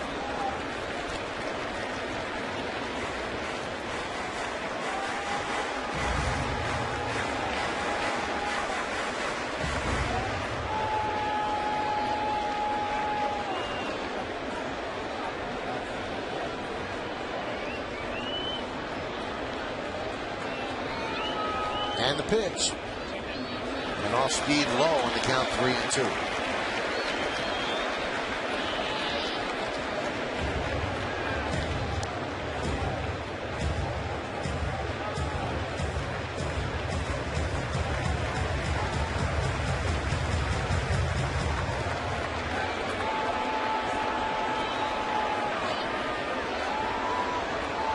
So a 3-2 count, first and second with one out.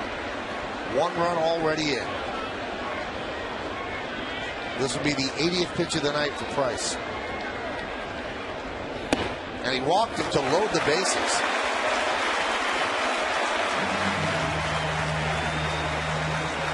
Let's see how they went after Alex Rodriguez. The pitch by pitch brought to you by Suzuki Kozashi. David Price went right after him early in the count with his fastballs 2 in a row, 3 in a row, up out of the zone.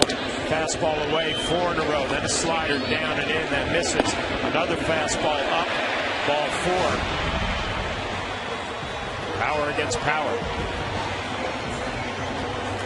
So Jeter's at third, Swisher at second, and A-Rod at first.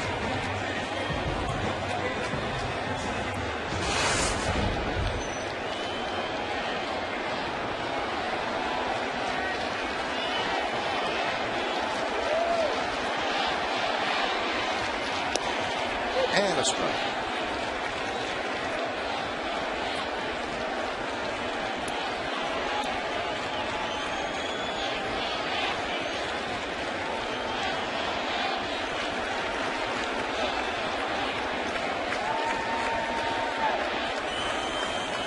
Price deals. Popped up. Shallow left. The shortstop Bartlett makes the call on the catch, and the runners stay put. David Price has had a little something on his fastball the last 2 at bats. Alex Rodriguez and Robinson Cano up over 95, 96 miles an hour. Robinson usually does not have a problem with the fastball, just works right underneath it, a little pop up. Clearly going to be disappointed.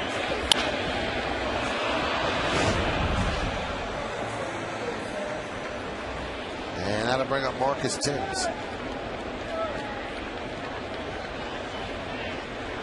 Timms a 2-run home run in the second, then a fly ball to right.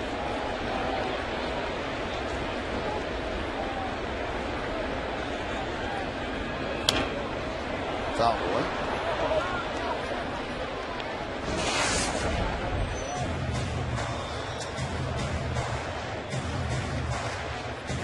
In his last 15 starts, Timms has now homered 8 times. So he gives you production when he's up there. And there's a big spot in this game. This could open it up. Give Sabathia some breathing room. Fastball is fouled back.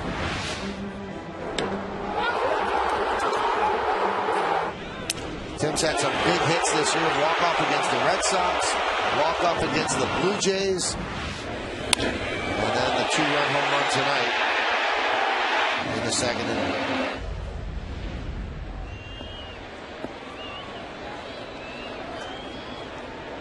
The 0-2 spoiled that, 97 miles an hour. So Price reaching back. Yeah, David Price not messing around with the fastball in after that first at bat. Marcus Timms took care of that pitch. Everything since has been away. You're right, Michael. 97 miles an hour off the plate a little bit. 3 fastballs in a row. We'll see if he continues or maybe goes off speed.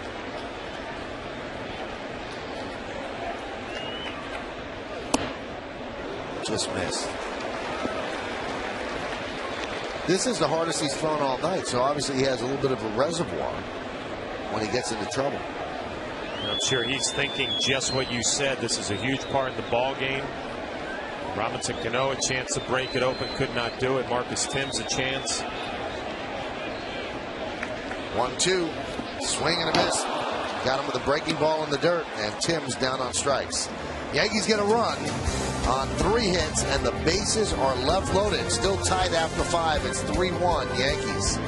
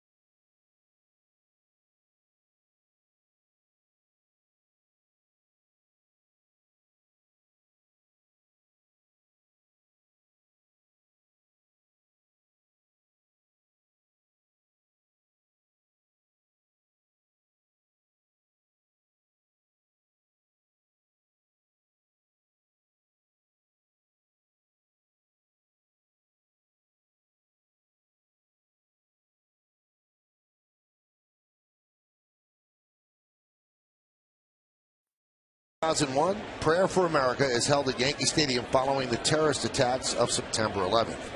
Demand greatness in every sip and every season. Johnny Walker, proud sponsor of the New York Yankees. Here's Carl Crawford. Count 1-0. Neither Sabathia nor Price have been as dominant as they were 10 days ago, but they've still been very good. Breaking ball strike.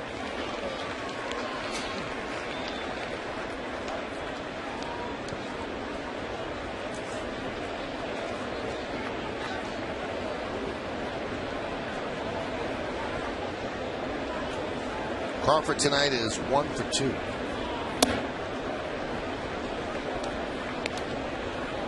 And the count 2-1. Crawford, Longoria, and Zobrist against Sabathia.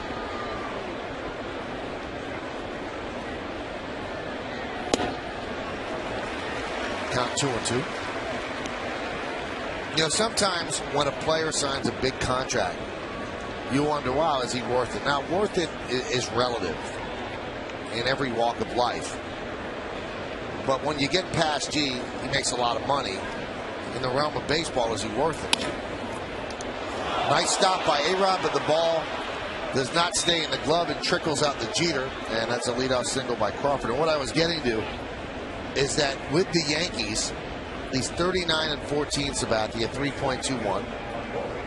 Coming into tonight, 454 innings.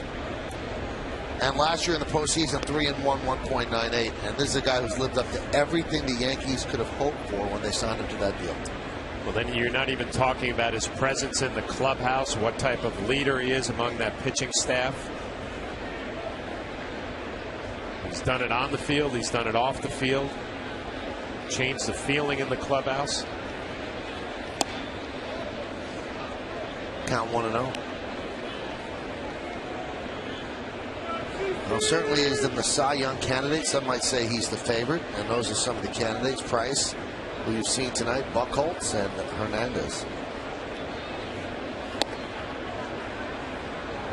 Count 2-0, and in his interview on the batting practice show with Kimberly Jones, he was very complimentary of Hernandez.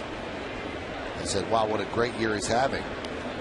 But the argument obviously is, well, how many pressure-packed games has Hernandez pitched in this year? Does that mean anything? I mean, the Mariners are out of it after about a month. Every time Sabathia takes a mound, he's expected to win. Line down the right field line. It is a base hit. That's going to be trouble. It goes into the corner. Crawford round third. They're going to hold him up as the throw is cut off by Cano. It's a double for Longoria, and now the Rays are set up. Second and third, and nobody out. Well, nice piece of hitting by Longoria going the other way, but a nice play by Nick Swisher in the corner. Whenever you have Carl Crawford on the bases and a ball down the line like this, you're thinking he's got a chance to score. Watch Nick Swisher plays this hop perfectly and gets his throw in there quickly. That holds Crawford to third base, Longoria in the second. And the Rays in business here in the sixth.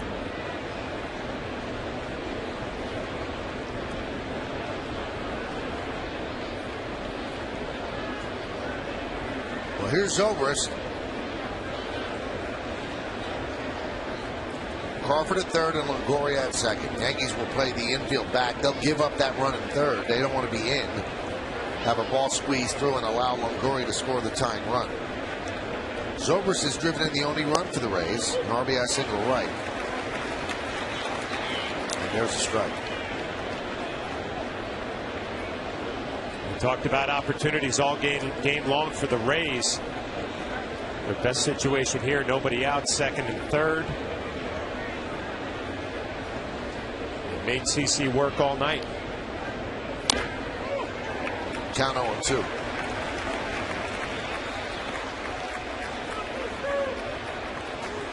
Rays 1 for 5 in these spots tonight. The Yankees 2 for 6.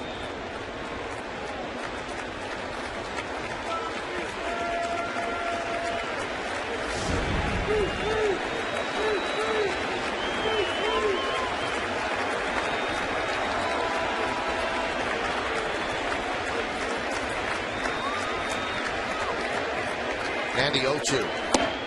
Did he go around? Yes, he did. A big strikeout of Zobrist for the first out of the inning. Big strikeout on 3 pitches. The last one, a changeup. Down and away, a little check swing. We've seen this a couple of times tonight. Tim McClellan, the first base umpire, finally rings one of the hitters up. You see Zobrist went too far. Tried to hold the swing up and could not. A big strikeout for CC Sabathia. Now here is Baldelli. 1 for 2. Single to left and then on a fly ball to right.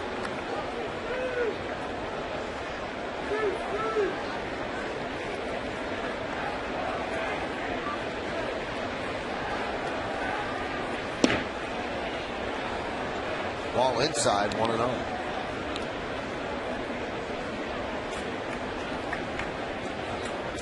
First base open and second and third. Baldelli up there. I would not expect CC to be pitching around him. Batting average under 200. 1 home run, 4 RBIs. Slow roller, third base side. It's going to be trouble. It's going to be a base hit. It's going to mean a run. So an RBI infield single for Baldelli. Moving to third is Longoria. And now the Yankees lead is 3-2. Some bad luck right there for CC Sabathia. He throws another changeup and a good one. Baldelli swings right over the top. It's almost like a perfectly placed bunt. And Crawford does a nice job getting a good jump coming down the line. He'll score easily. Longoria in the third and an infield hit and RBI for Baldelli. And Baldelli comes out of the game for a pinch runner. It's going to be Desmond Jennings. So Baldelli with a big night, a nice play in the field, and 2 hits and 3 at-bats.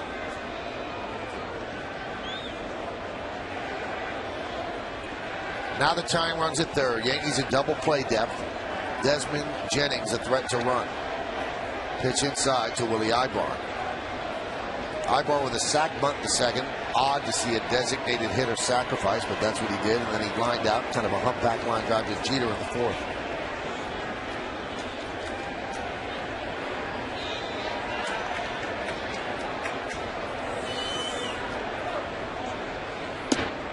And strike.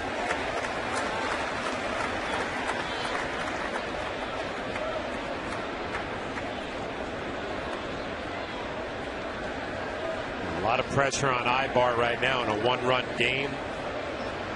Runner at third base. You want to stay away from the double play. The ball in the air.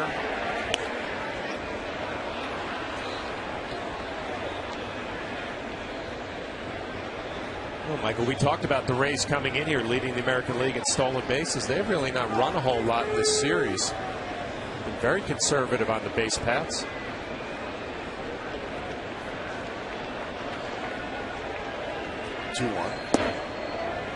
Count 3-1. Shopik is on deck.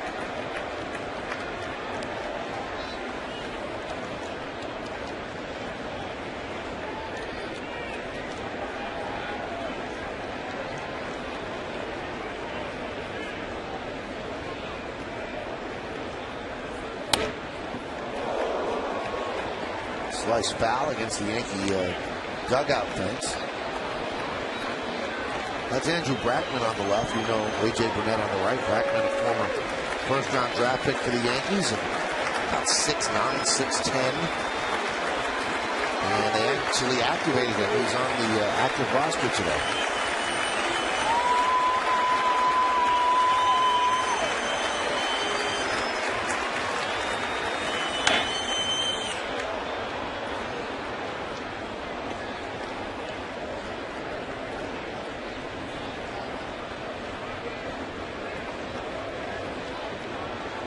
There's a Yankee veteran who's going to start tomorrow, Andy Pettit, against the Red Sox. Josh Beckett will be his mound opponent.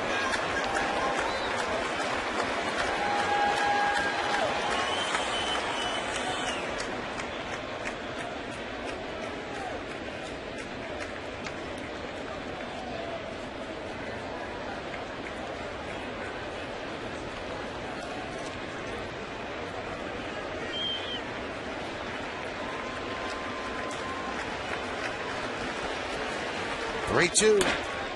A line drive that is going to be a base hit in front of Granderson. A run scores. Moving to third is Jennings. The throw not in time. It's an RBI single for Ibar, and the game is tied at 3.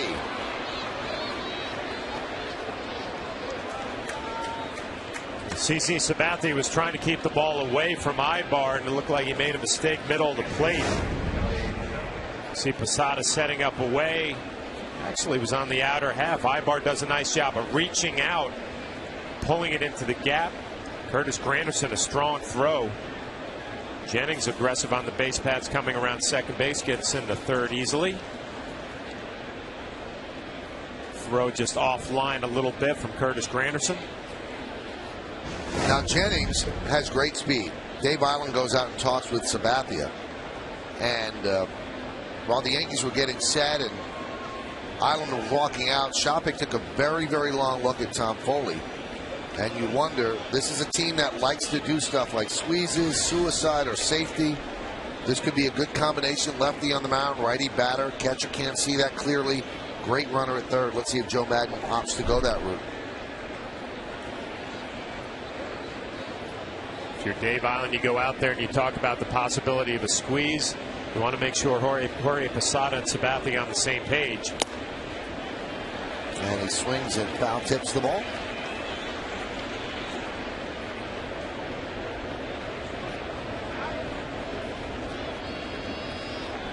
Another very long look at Foley. Long look. Shopik has one sack bunt in his career.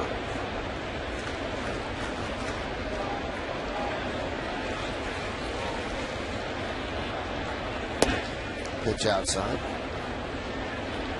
So the Rays have managed 10 hits off Sabathia. The Yankees 7 off Price.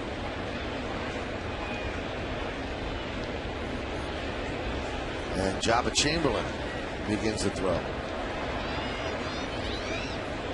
98 pitches for CC.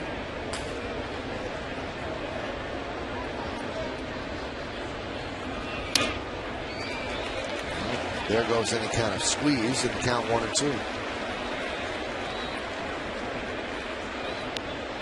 With that changeup, he gets right-handers to roll over on that, and he gets a lot of double play grounders out of it. Well, he's thrown a couple of changeups already to Shopik. Might have lost its effect. He might want to throw a fastball in on his hands, try to crowd him, maybe jam him, get a double play ball that way. Looks like they're going to go with a slider. Missed inside. Andy Fletcher, home plate umpire, was giving that pitch early in the ball game. Shopik actually struck out on one of these sliders down and in and complained a little bit. CC doesn't get the call on that one.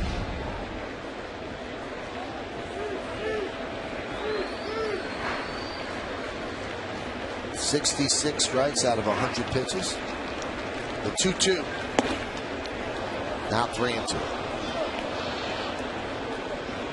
And Sean Rodriguez, who was struck out twice, is on deck. Well, we'll see if Ibar is running from first base. You mentioned Jennings at third, a lot of speed. A lot to think about for Jorge Posada right here. Possibility to strike him out, throw him out, but you want to make sure Jennings stays at third base. You can't let him get a running lead. 3-2. He stays alive. Fouled the ball off. Couple of sliders, and then they went with a 3-2 changeup, and it's down. Good job by Shopik just to get a piece.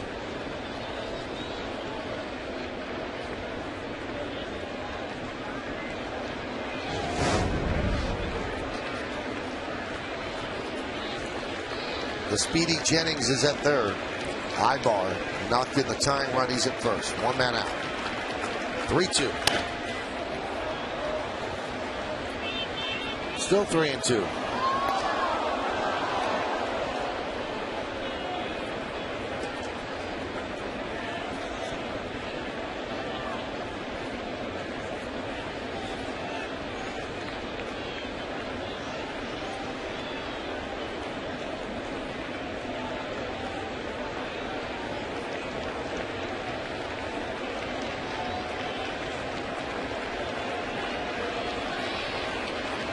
And the pitch. Missed outside, so Shopik walks, and that loads the bases with 1 out.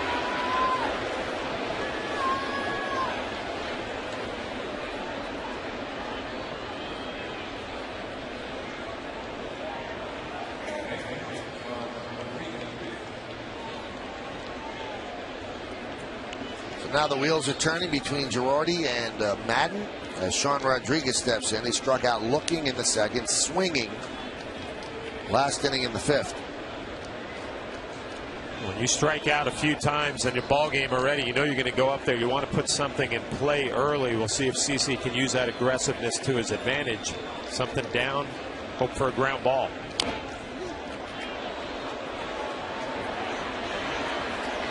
And Rodriguez goes down.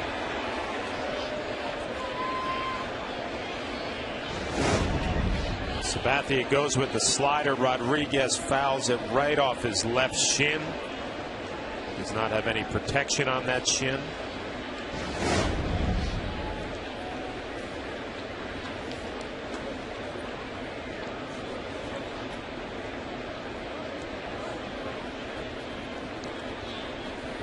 Five for 13 with the bases loaded. Rodriguez came over to the Rays in the Scott Kazmir deal from the Angels.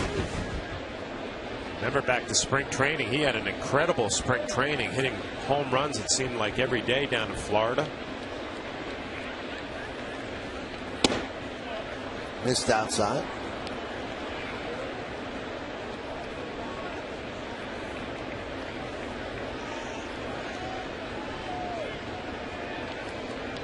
Sabathia has thrown 30 pitches this inning. 106 on the game. 1-1. 2-1. Going with a lot of off-speed pitches to Shopik and now to Rodriguez. 8-9 in the lineup. A slider and back-to-back changeups from CC as Dave Island, the pitcher coach, looking on. Gotten away from his fastball a little bit here.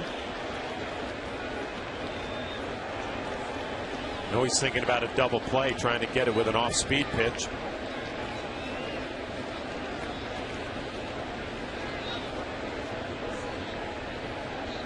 The 2-1. He keeps missing outside. And a count 3-1. And a pitch away from forcing in a run. The last 3 pitches, he's kind of falling a little bit towards the third base line.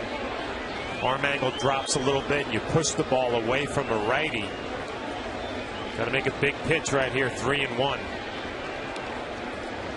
Think of something down and away and take your chances. Strike. Rodriguez tosses the bat away, not making any friends with Andy Fletcher.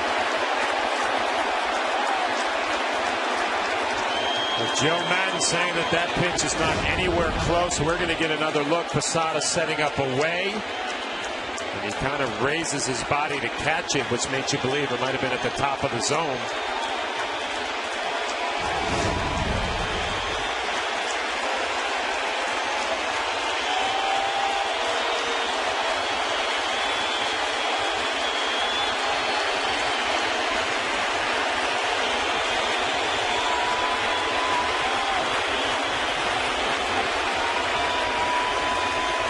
And the 3-2 popped up and out of play. Another changeup, a 3-2 changeup. Really going to a lot of off-speed pitches here.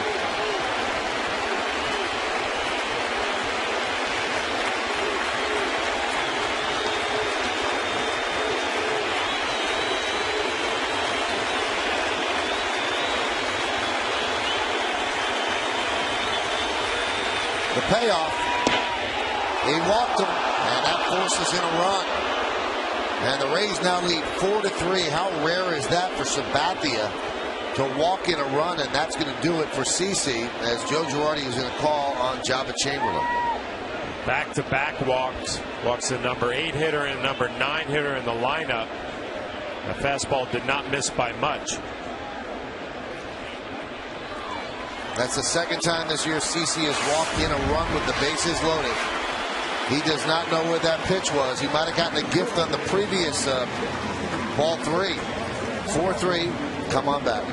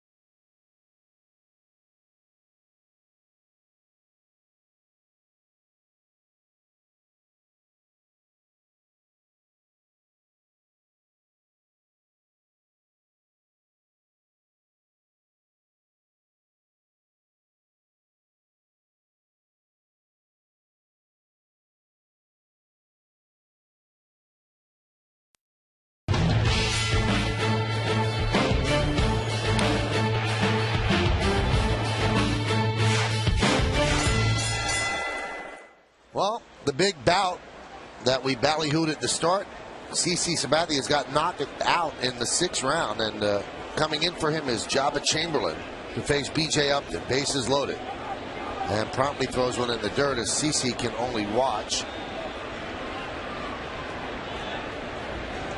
So he cannot get the win. He could certainly take this loss. He lost to just 5 1/3. And David Price still in there, 5 innings, 7 hits, 3 runs. Sabathia 4 runs, and the runners on base his responsibility. There's a strike. Now, how close was this pitch, Don? Well, that was the 3-1 pitch, which was strike 2. And this was the 3-2 pitch from the side. We'll take a look from overhead. That was 3-1, which was a strike for 3-2. That one is driven deep to left center field. Giving chase is Granderson on the run, still going back, and it lands on the warning track and then bounces into the bullpen for a double. 2 runs will score, and the Rays lead the Yankees 6-3.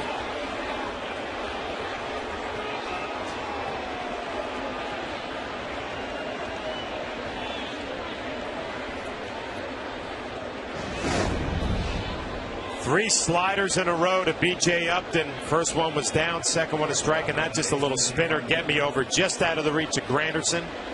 Ends up in the Rays bullpen.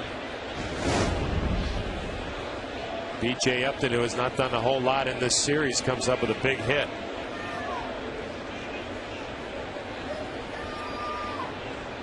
Now the Yankees have to bring the infield in. You got David Price as the opposing pitcher. Can't fall that far behind. And here's Bartlett with runners on 2nd and 3rd.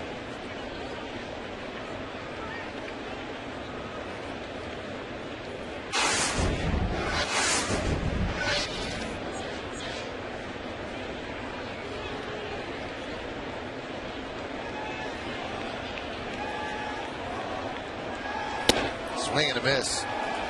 Jabba Chamberlain celebrating his 25th birthday today. And that was not a great gift served up by BJ Upton. Again, Bartlett taking a long look down at Tom Foley, third base coach. There was a little conversation with Rodriguez. We'll see if it means anything. Grounded to Jeter. Check the runner at 3rd. The out is made at 1st.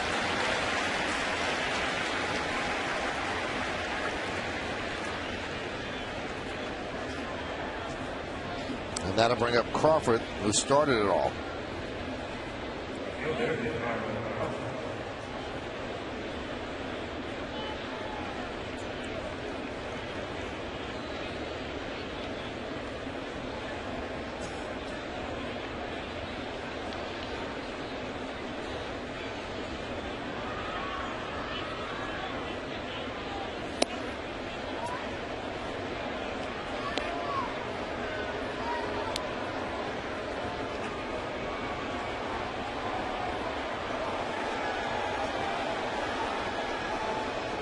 Of course, with 2 outs, the infield could back up. Ground ball, base hit to right field. Rodriguez scores. Here comes Upton. He's going to score. It's a 2-run single for Crawford. And the Rays now lead 8-3. Carl Crawford having a big night. His 3rd hit of the ball game already with 2 outs here in the 6th. CC Sabathia can only watch. Sada setting up in. It's a fastball down. Carl Crawford just drops the bat head. Pulls it right in the hole between first and second. And with the speed of Upton coming around second base, Nick Swisher did not really how to play anyway. 2-run score. Here's Longoria, the 11th man to come to the plate, and Javier Vasquez starts to loosen up. So Sabathia, who has been so brilliant here at Yankee Stadium, has now allowed 6 runs in each of his last 2 home starts.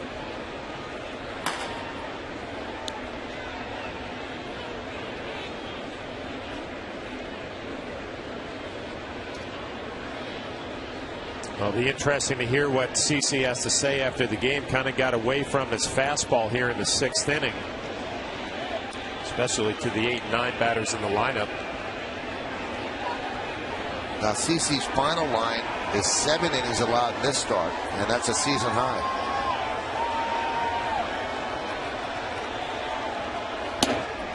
On strike. I'm sorry, I said 7 innings. 7 runs allowed in this start is a season high for CC.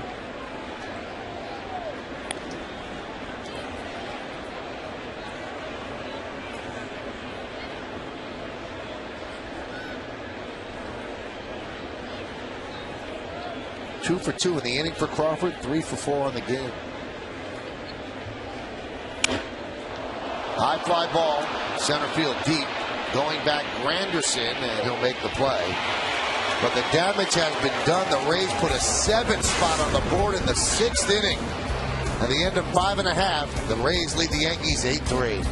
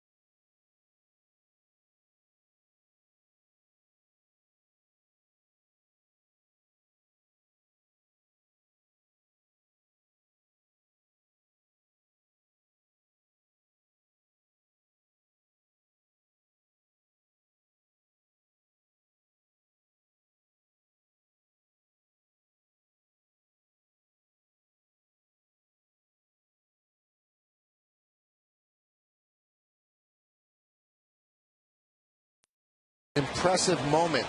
You've been texting us at 58772, and here's how you voted. 53% think it's 20 wins, and 47% think it's 50 home runs. Well, I think 50 home runs is nowadays a little more difficult. Here's Posada, 28 minutes for the top of the 6th inning for the Rays to score 7 runs.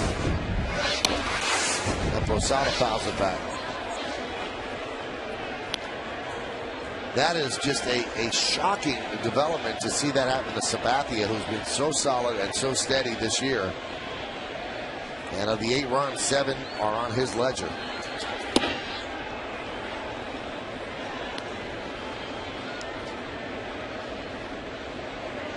David Price quickly jumps ahead of Jorge Posada, 0-2. 5 runs to work with now. Could be very aggressive. And he throws a breaking ball in the dirt. Posada swings over the top. Remember, the whole specter of the game could have changed in the bottom of the 5th inning. Yankees had the bases loaded and 1 out. And Cano popped to short, and then Tim struck out. And Price got tough when he had to and kept it right there at 3-1.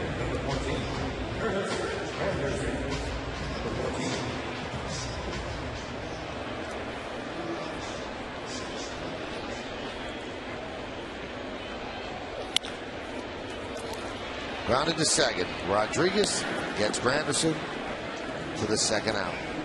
He's a Grammy and Oscar-winning artist. And later tonight, Phil Collins sits down for an all-new GMC Presents Center Stage with Michael Kay. The singer-songwriter discusses his life in the spotlight, from his early days in Genesis to his solo albums and his plans for the future. I can feel it coming in the air tonight, only on Yes. He was very good. Very cool to have him on the set. And there's a strike to Greg Olson.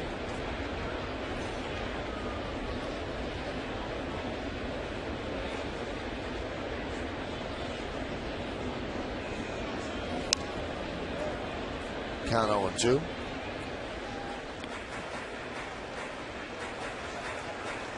Very clever, John, how you were able to weave in one of Phil Collins' songs into the promo. I just kind of threw it in there. You picked up on that at the end? Yeah. I didn't think you could get Susu Studio in there, but you did get one. Here's the 0-2. Count 1-2. I'll tell you what, David Price just got 7 runs in the 6th inning to work with, and he's coming out here a man on the mission in the bottom of the inning, jumping ahead quickly in the count. Grounded slowly to short. Bartlett, bare hands, fires, and Golson has an infield single.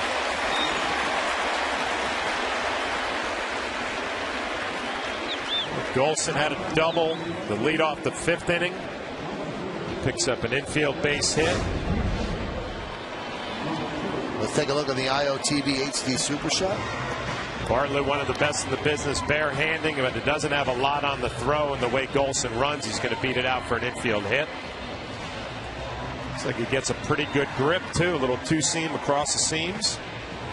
Just not enough arm strength.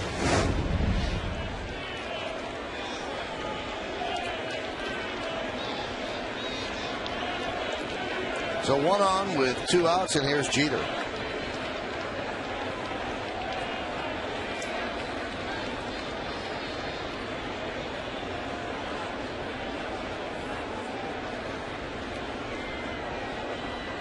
Price deals inside.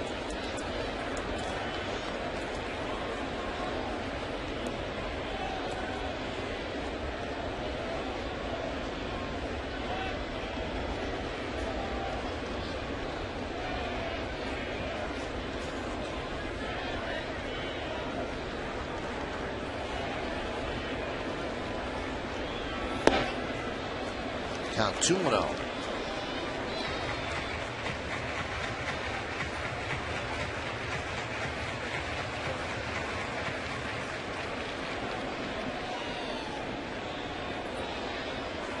Vasquez continues to throw.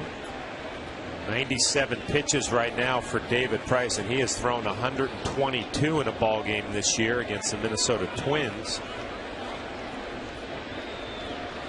The 2-0. Chases a high fastball. Michael, you don't really hear anything about the Rays being concerned with his innings. I mean, it's going to end up over 200 innings. He threw 162 2/3, I think, last year. So a dramatic increase in innings, but you don't hear a lot about it in Tampa. Yeah, most teams think that a jump of 40 innings is okay. But he's going to be above that, right, John? Yeah, he'll be above that. I mean, have at least one more start. Then obviously the playoffs. He's having a nice month of September, so showing no signs of fatigue.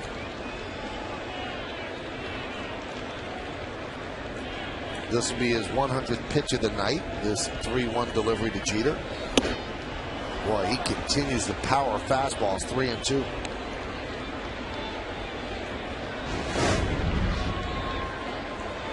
Fastball up away a little bit. Like Derek pulled off, maybe thinking about pulling that fastball, couldn't do it. Now, last year, Price threw 128 innings in the majors and 34 in the minors. So certainly different levels of work for sure, but they do add them up. Runner goes 3-2, and Jeter works it off. So he's on for the second time tonight. Let's take a look at tomorrow's starting pitchers, brought to you by Fios TV, Internet, and Phone. It's time for Fios. And Josh Beckett, 5-5, 5.71, a disappointing injury-filled season for him with the Red Sox against Andy Pettitte, his second start off the DL. 6 innings, 79 pitches, 1 earned run against the Orioles on Sunday, 11-2, 2.81. Our coverage will begin at 6 on Yes with the batting practice show, 6:30 pregame, and first pitch right around 7:07, 7:08. There's Andy.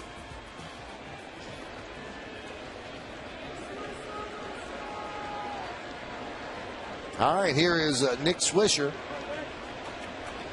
One big swing could put the Yankees right back in this. They are trailing 8-3 in the bottom of the 6th.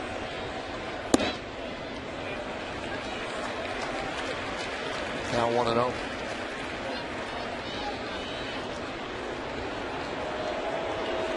And now Hickey comes out and joined by the entire infield.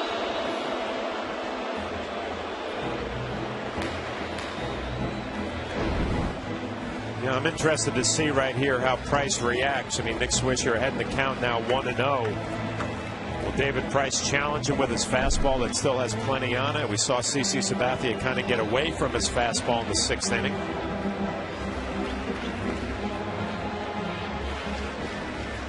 Chad Qualls pitched yesterday, warming up again today for Tampa Bay.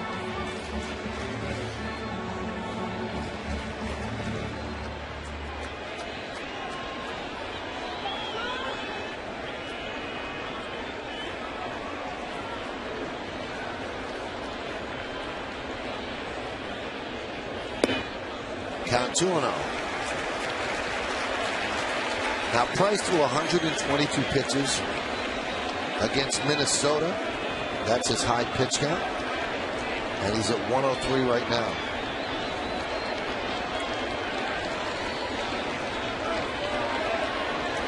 The 2-0. Strike.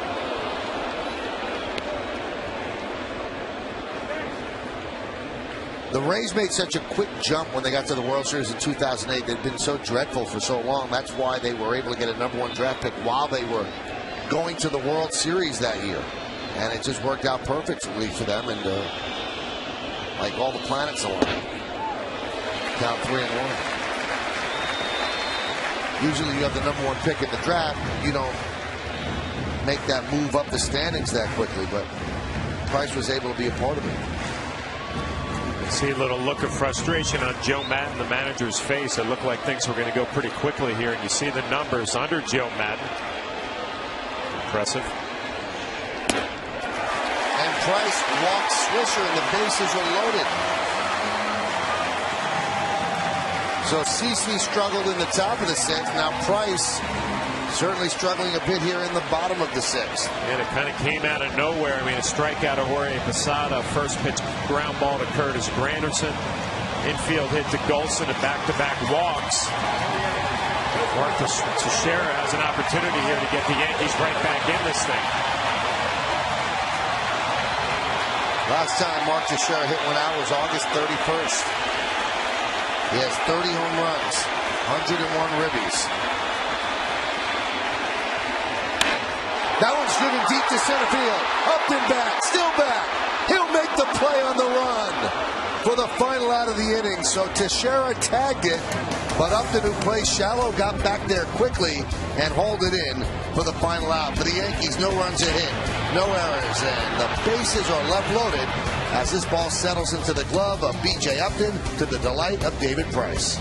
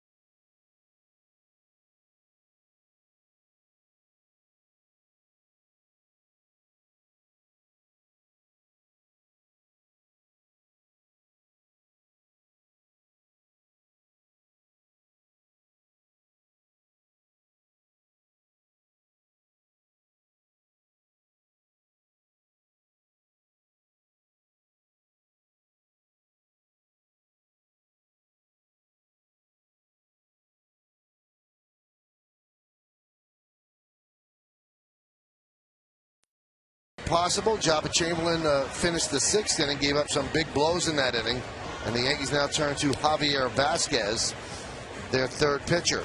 Let's take a look at the Rays in-game box score, which is brought to you by McDonald's. There's a lot of hits there, especially the first 7 batters, 2 by Upton and Bartlett.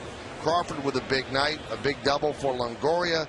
Zobrist with a ribby, Baldelli a ribby, a run scored, a great play in right center. Ibar a ribby, and a walk and a run scored for Shopik, and also a walk and a run scored for Rodriguez. So David Price seemed like he ran out of gas all of a sudden in the 6th, but a hard hit ball by Teixeira was run down. And the pitch by Vasquez is low to Zobrist.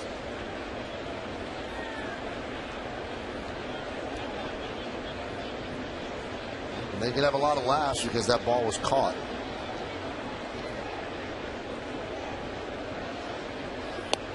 Well, we built it as a boxing match, and a lot of punches thrown this time. They certainly didn't provide that much resistance, and neither pitcher pitched the way they did 10 days ago. And those are the numbers on Vasquez.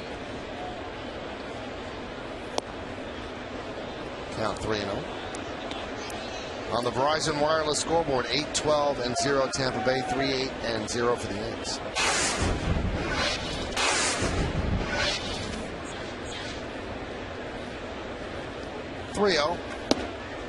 Strike.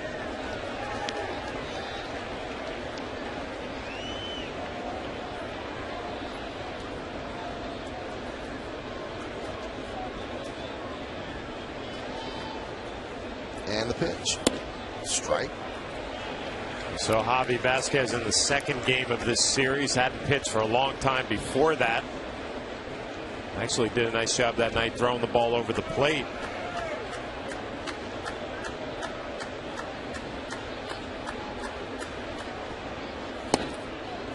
and a walk issued to Zobrist. Hey, visit the official online shop of the New York Yankees at Yankees.com. Browse the largest selection of authentic team gear, including official caps, t-shirts, jerseys, collectibles, and more. Get your team gear straight from the source. Shop the Yankees.com shop.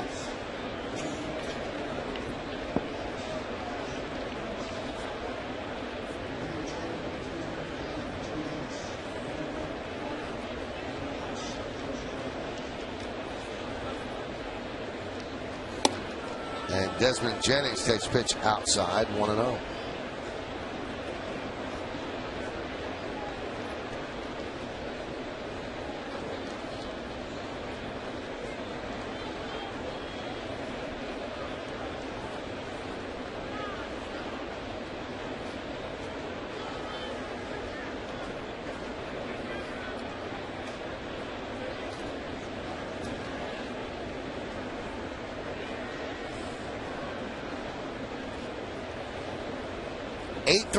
Tampa Bay over the Yankees. We're in the top of the 7th inning here at the stadium.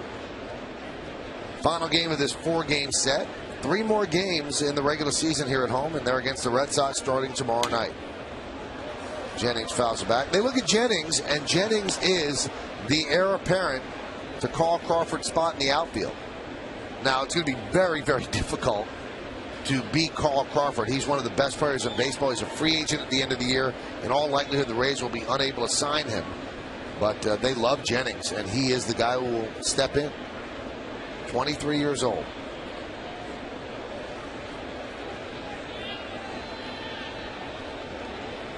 One. 1-2. Anytime Jorge Posada takes a shot to the face mask, now you start thinking about that concussion a few weeks ago. Straight off the mask. Start thinking differently about those now, Michael. You know, you always ask me, do they hurt? You know, it looks a lot worse than it actually is.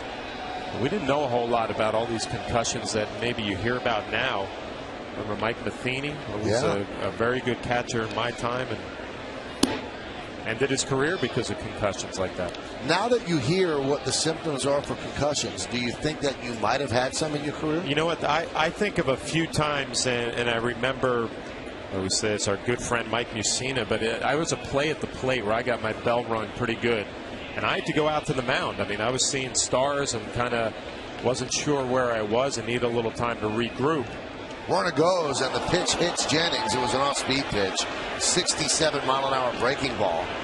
So Jennings gets plunked first and second. And you know, at that time, you don't think anything about concussions. You just think, I got my bell rung and I'll be fine. I went back behind the plate after a minute or two on the mound. But now you start thinking back, and maybe there were some symptoms. Well, Posada goes out and talks with Vasquez here. Yankees need to hold it at 8-3. The Rays sport a pretty good bullpen. I mentioned Vasquez pitched a couple of games ago and hadn't pitched in a while before that, and actually did a nice job. Looked pretty sharp throwing the ball over the plate. Not tonight. Leadoff walk and hit by a pitch. Needs to find a way to regroup here, get a double play ball.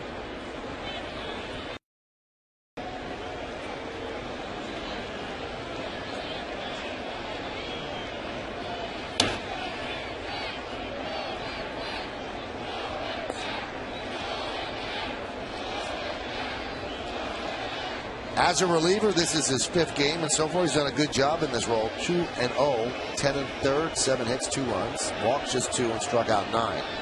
He's going to have to pitch well in this role, or he has no chance to make the postseason roster. And Ibar swings and misses, count 0-2.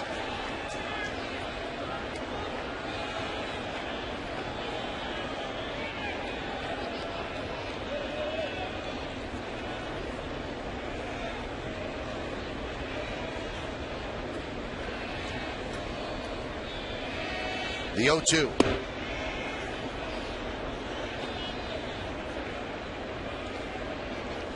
Saw Ibar on that changeup away, kind of moving towards the outside corner of the plate, leaning, trying to hook a ball out there. We'll see if Javi Vasquez, Jorge Posada throw a fastball in to keep him off of that changeup away. And that one hits Ibar. Another hit by pitch. and Ibar will go to first, and the bases are loaded. And Dave Island has to go down or go up and then settle down Javier Vasquez. Well, I think they saw Ibar kind of leaning out over the plate, and they decided to try to run a fastball inside to get him off of the plate, and Javi Vasquez just yanks it. And you can see the look on his face, the way he turns away. The body language tells you he was not trying to do this. Actually got a piece of both of his legs, just a fastball that was yanked inside.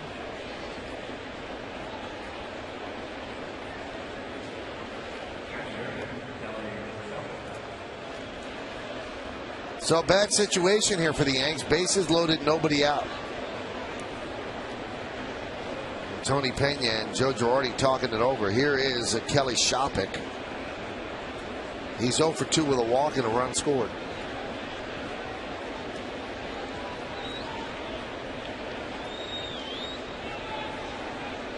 And another hit batter. And that'll force in a run. 3 straight hit batters by Vasquez, who has no idea where the ball is going right now. And the Rays lead 9-3. Again, another off-speed pitch, and I think it was a curveball that just got away from Javi Vasquez. And obviously, you don't like any pitches up and in, but it looked like a curveball, maybe a changeup. Oh, it's definitely a curveball. It's that left shoulder. This is not a good sign, John. As Shopik gets plunked, there's nobody up in the Yankee bullpen. Nobody. There's not even any stirring.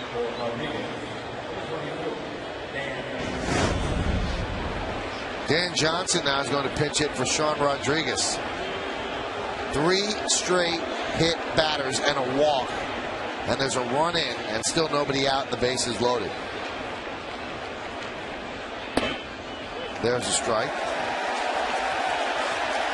We saw Dave Island on the phone in the bullpen, so we'll see who's going to get up.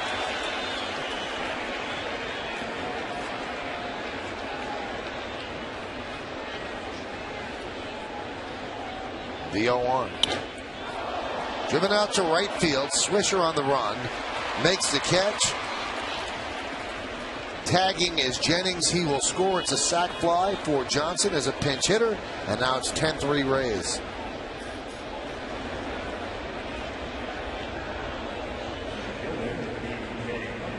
John, you've been doing this a long time. Have you ever seen 3 straight batters get hit? No, I don't think so. And especially from a guy, Sergio Mitre, getting loose. A guy like Javi, who's a veteran pitcher. I mean, you could see some young kids coming up where nerves come into play and they don't know where the baseball is going.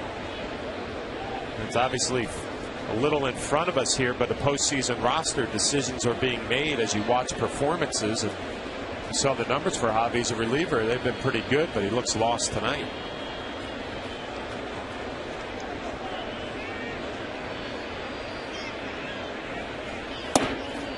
Pitch outside. Check swing, says Tim McClellan.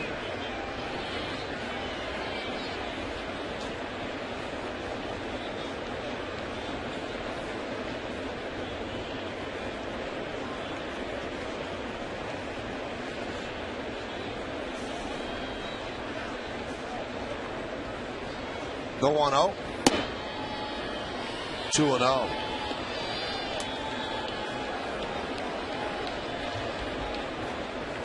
Top of the 7th. 7 runs in the 6th, 2 in the 7th. And the Rays still batting. A 3-1 Yankee lead going into the 6th inning has been just obliterated. And Vasquez having a hard time throwing strikes. It's now 3-0. Vasquez, before this appearance, had thrown 149 and 2/3 innings. He'd hit 4 batters all year.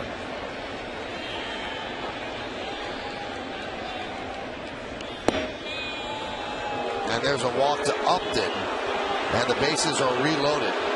And Joe Girardi also knows if he takes out Vasquez, he is going to be booed so loudly as he walks to the Yankee dugout. Well, you can't be thinking about that, can you? No, I don't think that will enter into decision, but maybe he thinks the game's out of hand anyway. He's going to give Vasquez a chance to get out of it, but you're right, that's not foremost on his mind, but he knows that that's going to happen. Yeah. Fans are booing now, they're loading up. Here's Jason Bartlett.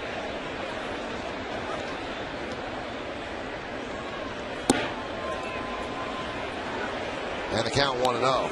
Now, if Vasquez had an outside chance to make the postseason roster, he's pitching his way off at this inning. 23 pitches, 8 of them strikes.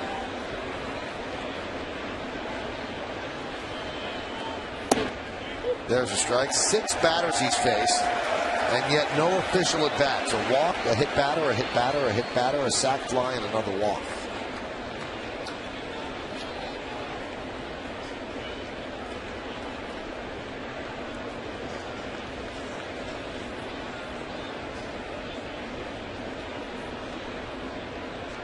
The pitch. 2-1. Well, you know, Javi Vasquez is trying to throw strikes. It looks like mechanically maybe a little side to side. We're seeing the same mistake, yanking the ball down and away. Jorge Posada, you got to try to keep him in there with that front shoulder, keep that left shoulder driving to the plate. Count 2-2. Better.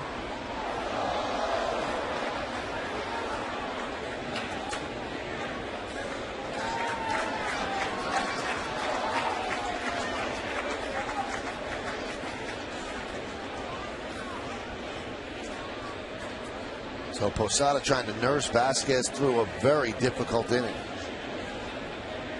2-2. Swing and a miss. He got him on a breaking ball. So Bartlett down on strikes for the second out.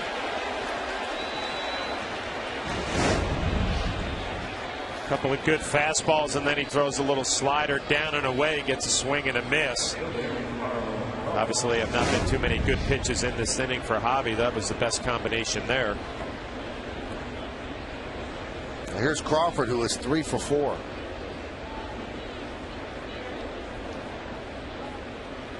Pitch outside.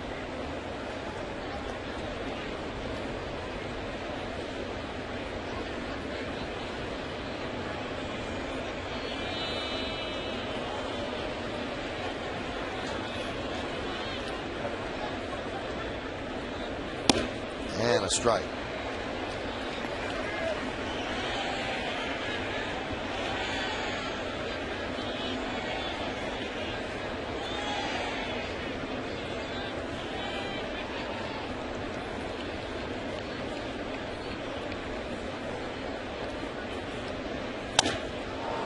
High fly ball, right field.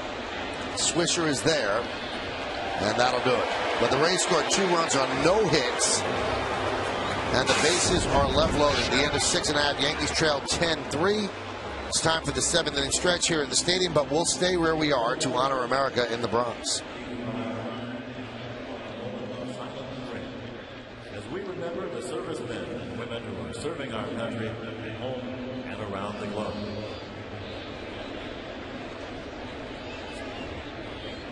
Thank you. The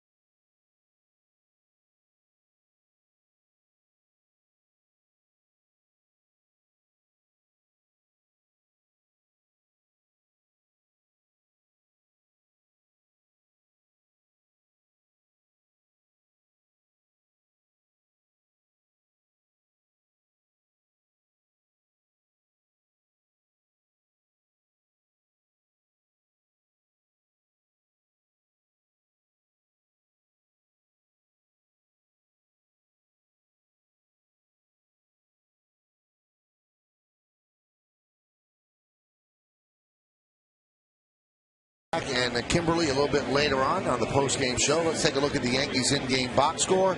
Derek Jeter with a hit, and that extends his hitting streak to 12 straight. Nick Swisher with 2 and a ribby. Mark Teixeira a double, and that broke it 0 for 19 for him. Alex Rodriguez 2 walks. Cano 1 for 3 with a run scored. Marcus Timms a 2-run home run, and Greg Golson his first multi-hit game as a big leaguer.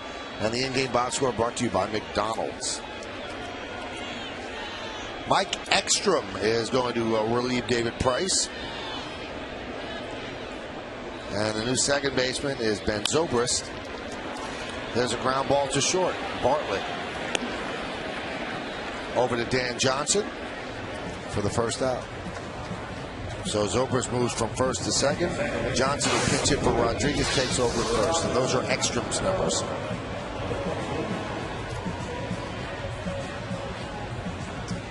Been up and down all year long to Durham. AAA is 4th time with the Rays, and you see the numbers: 8 walks.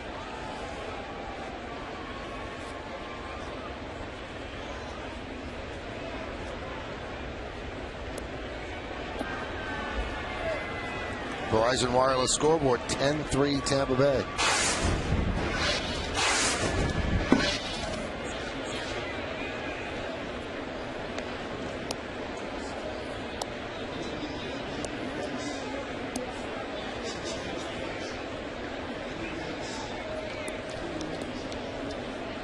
So if the Rays hold on, they are essentially in a tie with the Yankees for first place. They're tied in the loss column, and then the standings will have them just a half game behind the Yankees. But they will make up that game. They'll play all 7 days next week. The Yankees have a day off, so they played 1 less game than the Yankees. 1 fewer game. Popped up down the left field line. Crawford runs out of room. This is the way the 2 teams stack up, and also you throw in the Twins for the best record. Yankees have 3 against the Red Sox, 3 against Toronto in Toronto, and 3 against the Red Sox at Fenway. That's not that easy. The Rays, they'll play Seattle 3 games, but Felix Hernandez will not face them because he pitched today. Then 3 games against the Orioles, and then 4 to finish up in Kansas City. The Twins, 3 at Detroit, 3 at KC, and 4 against Toronto. Yankees and the Twins are tied for the best record in the American League, and the Rays at this point a game and a half back. 2-1. Fouled away. And I guess the Rays would have signed up coming in here if this one holds up the way it is right now. 2-2. They go back home the same way they came in, and they play the easier schedule down the stretch. Now the Yankees cannot tie them, though, because if the Rays win this game, then they would have taken the season series 10-8. That's the first tiebreaker if both teams are going to the playoffs.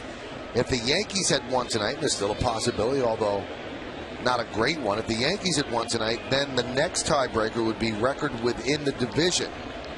And at this point, the Rays have the better record within the division as well. But the Yankees' remaining games are division games, and they could have overtaken the Rays. But this is the first tiebreaker, and if the Rays win this, that's a serious blow if they're both tied. Well, it's a death blow. There's no way the Yankees would overcome that. The Yankees would then go in as a wild card, and the Rays would go in as the AL East.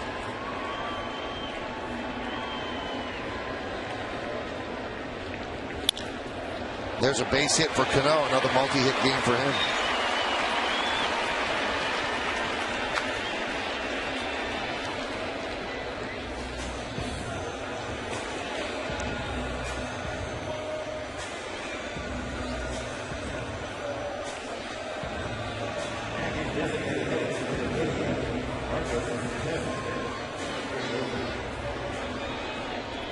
Here's Marcus Timms. At the time, he struck what looked like a huge blow in this game, especially you figure Sabathia against Price was going to be pitcher's duel, and Timms' 2-run home run in the second gave the Yankees a 2-0 lead.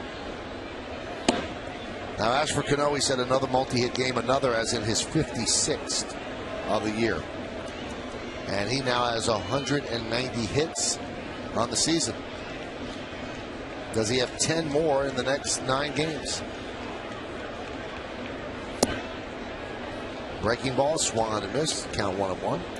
So Joe not electing to go with Berkman here, pinch hitting against the righty Ekstrom. He stays with Timms, and that's not outrageous because Timms has done a very good job against righties this year. He's known as a lefty specialist, pinch hitter or DH, but he's done a good job. Oh, nice play by Longoria. There's one on to first. It's a double play. That was almost an excuse me pick by Evan Longoria. He took a base hit away and turned it into a double play. No runs a hit and nobody left on base. We go to the 8th. It's 10-3 Tampa Bay.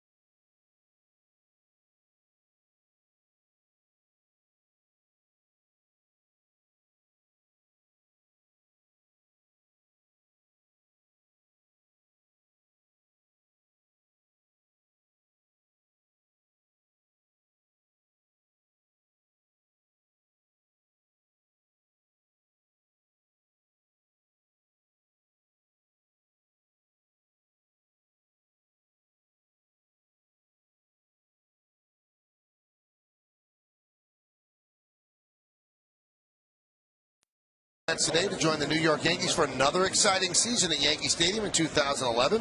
For more information, all you have to do is call 212-YANKEES, log on to Yankees.com, or email seasontickets@Yankees.com and do it today. Well, there are wholesale changes for the Yankees. We will give them to you as we move along. But obviously, Joe Girardi is sending up the white flag here in the 8th inning with the Yankees down 10-3. And the home plate umpire, Andy Fletcher, is going across to Joe Madden to tell him exactly what the changes are. Javi Vasquez still in there. But from what I could see up here, you've got Juan Miranda at first. Nunez is at short. I believe Kevin Russo at second. There's Nunez. And Pena is at third.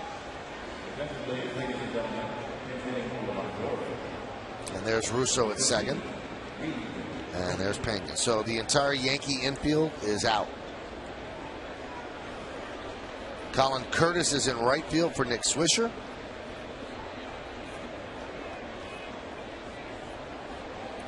And I believe that Greg Golson has moved somewhere. I also think that Marcus Timms has taken over. And is that him in left? Yeah, in left field. And Golson is in center. There's Marcus. And Golson moves from left to center. And then there's Chad Moeller. So everybody is out as Brignac grounds one to third for the first out. So only Golson from the original starting lineup is in there, and he's in a different position. So Brignac pinch hitting for Longoria, grounds out.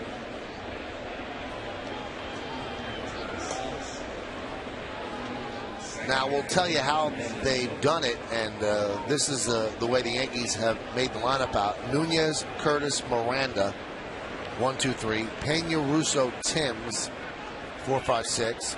Moeller, 7th. Vasquez, because you lose the DH. Timms was the DH. He's going to bat 8th, and then Golson remains on the number 9 hole.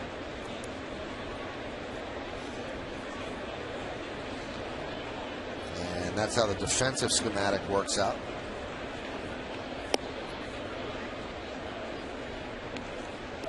I was just talking to the Yankees radio play-by-play voice, John Sterling, and he does a pregame show with Joe Girardi every day on the radio. And he asked Joe Girardi, would you say that this is the most important game of the year up to this point? And Joe Girardi said, yes, I would. And now the Yankees are losing this one 10-3. It's always dangerous to say this is an important game because what goes on after that? Now, again, it was John Sterling. According to John, he posed the question. I believe that this is the most important game of the year. Do you agree? Yes, I do. Yeah, but it's very easy to defend yourself right there if you're a manager and said every game that's in front of us is the most important game of the year. Right. So, I mean, that would be an easy defense for Joe Girardi. And I think maybe one of the most anticipated games in the year with David Price, #1, going against CC in your building, trying to spread out a little advantage in the American League East. Do you think, John, that if the Yankees had won the game, that they'd be in good shape to win the East because they'd be 2 up with the 9 games remaining? Now, they have an easier schedule, the Rays do, but still 2 games and 9 games left, 10 for the Rays. That's a pretty nice margin. Yeah, this was a big game from that standpoint. But you know what? For both clubs, when you have your #1 guy out on the mound, you look at those games as must-win games, because when you lose with a guy like CC and this game's not over yet, obviously, you feel it a little bit more because you expect him to win when he pitches. Right.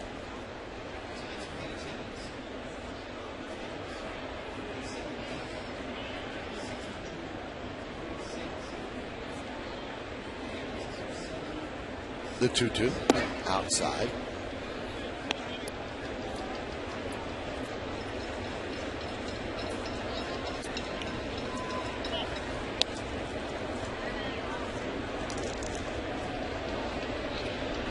Meanwhile, for a few games in this series, we've been talking about the Rays.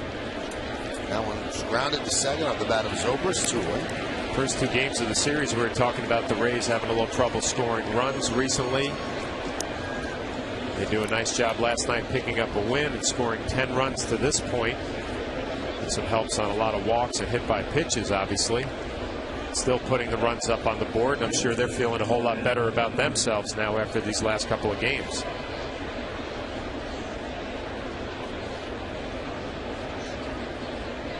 Here's Desmond Jennings. Count 0-1.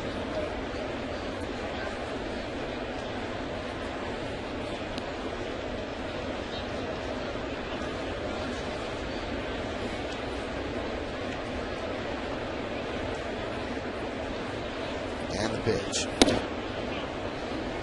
Now 1-1.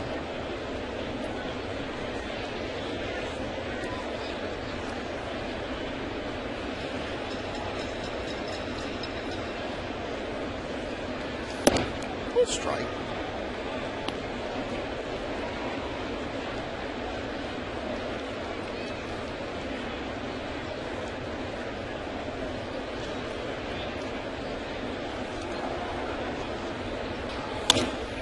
There's a ground ball ashort.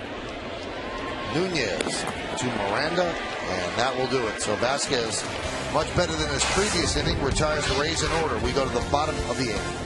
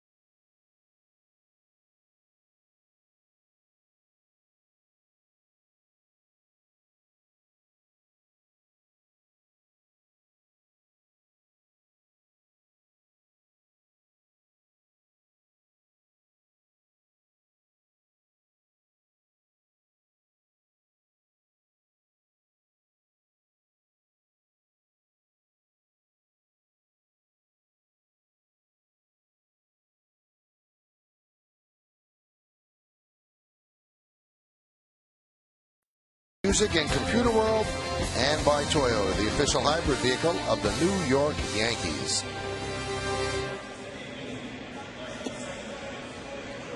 Jake McGee, young left-hander, second left-hander in the bullpen for the Rays. Randy Choate being the first. He comes in to pitch the bottom of the 8th inning. And a couple of changes as well. You see the numbers on McGee as Brignac takes over at second. Zobrist now moves to third. So within 8 innings, John, Zobrist has played 3 positions. First, second, and now third. And there's Brignac at second. Here's Chad Moeller. With all the switches, he ended up in the number 7 hole.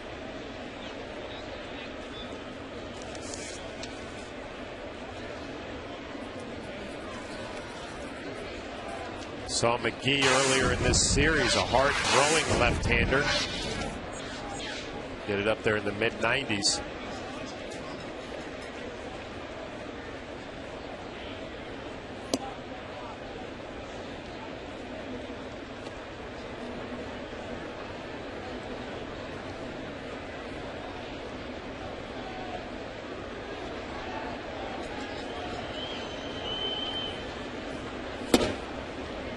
Count 1-1. So the Yankees win the first 2 games of this series. They lose last night. And unless they have an unlikely rally over these next 2 innings, they're going to lose tonight. So they split the 4-game set, and the Rays and the Yankees will part ways the exact same way they started it on this 4-game set. Just a half game separating the 2. The Yankees in front as Upton runs it down for the first out.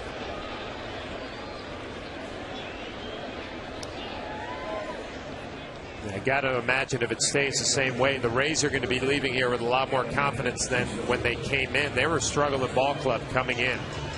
They lose the first 2 games of the 4-game series. And it looks like they're going to rebound to win the final 2. See if they can take that momentum back home. A little series with the Mariners.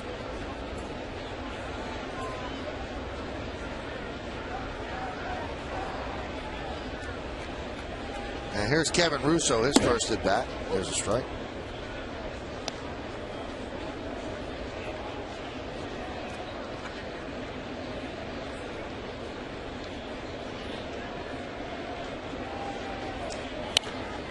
Popped up and out of play. Ball goes one way, back goes another. It's going to be interesting, Michael, to see how this whole thing plays out. Obviously, the Rays and the Yankees are probably both going to get to the playoffs, but who will they match up against? It might go down to the wire with the best record and home field and all these other things. And I know you like the Twins ball club. You think they might make a little run here in the American League.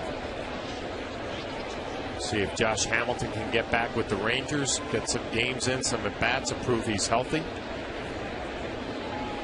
The 0-2.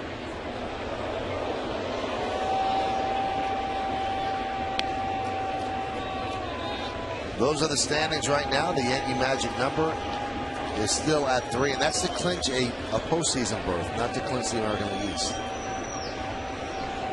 What did I read today? Mariano Rivera would not celebrate just the postseason berth. He wants the American League East, and then he'll celebrate. You know what's strange, though? I've thought about that, John, a lot. And I think they have celebrated wild cards in the past. If you don't celebrate the wild card and you wait to celebrate the East, if you don't win the East, that means you never celebrate making the playoffs. And I remember that Joe Torre was always a proponent of celebrating. You know, it's a big deal to get into the postseason, no matter how you get in. And Girardi has said they can do whatever they want. I have no problem with them celebrating a wild card.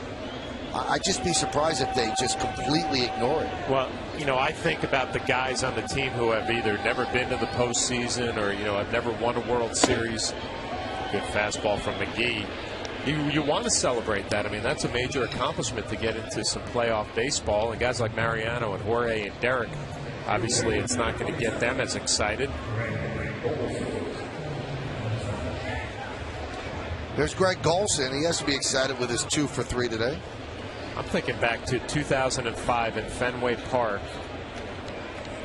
And we celebrated in Fenway Park. Randy Johnson pitched that game, and I don't remember the particulars, but I remember catching that game and not even knowing we had the possibility of clinching a playoff spot. Nobody really had an idea. We come walking off the field, found out we were in the playoffs, and celebrated and had a nice time.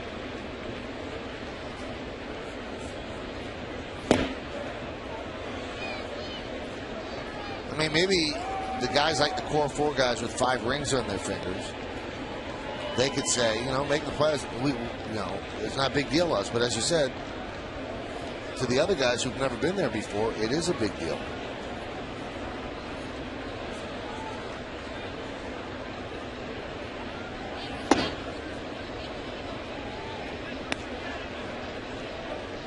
I mean, every step of the way is a big deal.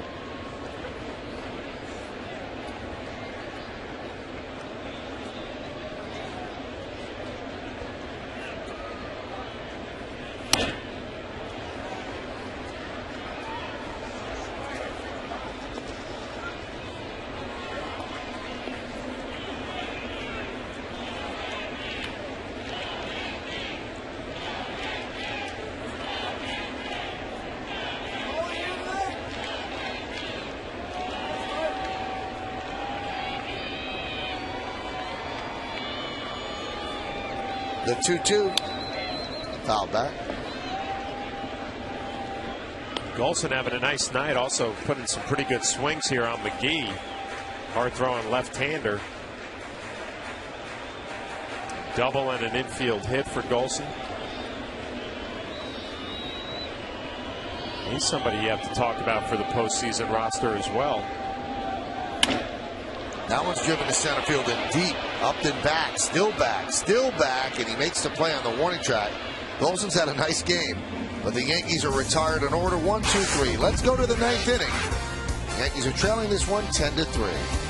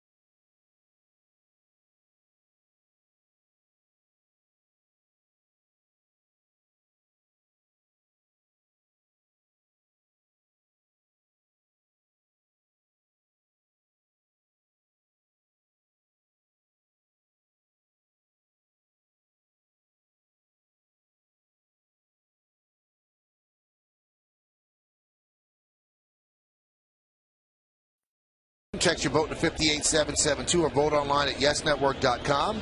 And tonight's candidates are number 1, Carl Crawford, number 2, B.J. Upton, number 3, Rocco Baldelli, and number 4, David Price. Vote now and make your voice heard. Standard text messaging rates apply. So the pitch to Ibar is a strike from Vasquez. Vasquez in his 3rd inning of work. Now, we looked it up, and Elias helped us out with the 3 hit batters by Vasquez. 3 successive batters hit by pitches. That hadn't been done since, I guess it was Jeff Weaver back in 2004 with the Dodgers. And I believe that's the Major League record as well. The 0-2. You know, Vasquez hasn't pitched in a while, John, and he seemed a lot more comfortable in the 8th and now more sure in the 9th. Was that rust out there? I don't think so, because he just pitched, what, 2 nights ago? Right. And I mentioned before that he had a long layoff, and you would have expected him to be a little rusty. That night he was not. I'm a little curious why he's back out here in the 9th inning. I mean, there are some guys in the bullpen that maybe you'd like to get a look at in a game like this. There's a base hit to right field by Ibar, his 2nd hit of the night. You know, maybe the fact that he had a good 8th inning, Joe Girardi, Dave Island want him to build on that, but you have Sanchez out in the bullpen. Maybe you get a chance to look at him in a game like this. Doesn't look like it's going to happen. Well, they've got a couple of guys warming.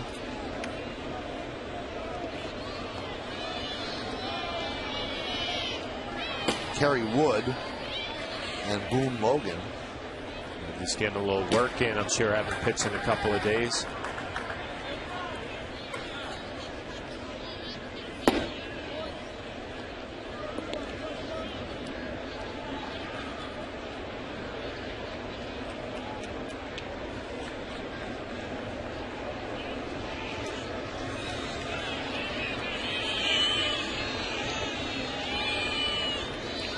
The 1-0 to Shopping. Lofted to right center. Giving chase is Golson, and he's on the run. Now, you mentioned, John, he's a guy who could be a postseason possibility, and here's how it works. People wonder, well, how could he make it? Well, Yankees have 4 starters in the postseason. Then they've got 5 guys in the bullpen that are sure things. Now, do they decide to carry 2 long men, or do they go with 1? Do they go with 10 pitchers or 11? If they go with 10, then there's a spot on the roster for speed, and that could be Golson, who showed with the great throw he had in St. Pete the other day, and you know, he's got a pretty live bat and runs very well. That could be a good 25th guy. Yeah, I think you're right. It's not just speed that he can go in there and steal a base, but it's also a guy who's got a cannon for an arm. We've seen that, and can cover some ground in the outfield. It just gives you, or Joe Girardi, I guess more importantly, and Brian Cashman, it gives you some options about how you want to build your bench for a postseason series. And then I guess it also depends on who you're playing. What stadium are you going to be playing in? All these things are going to come in to the equation.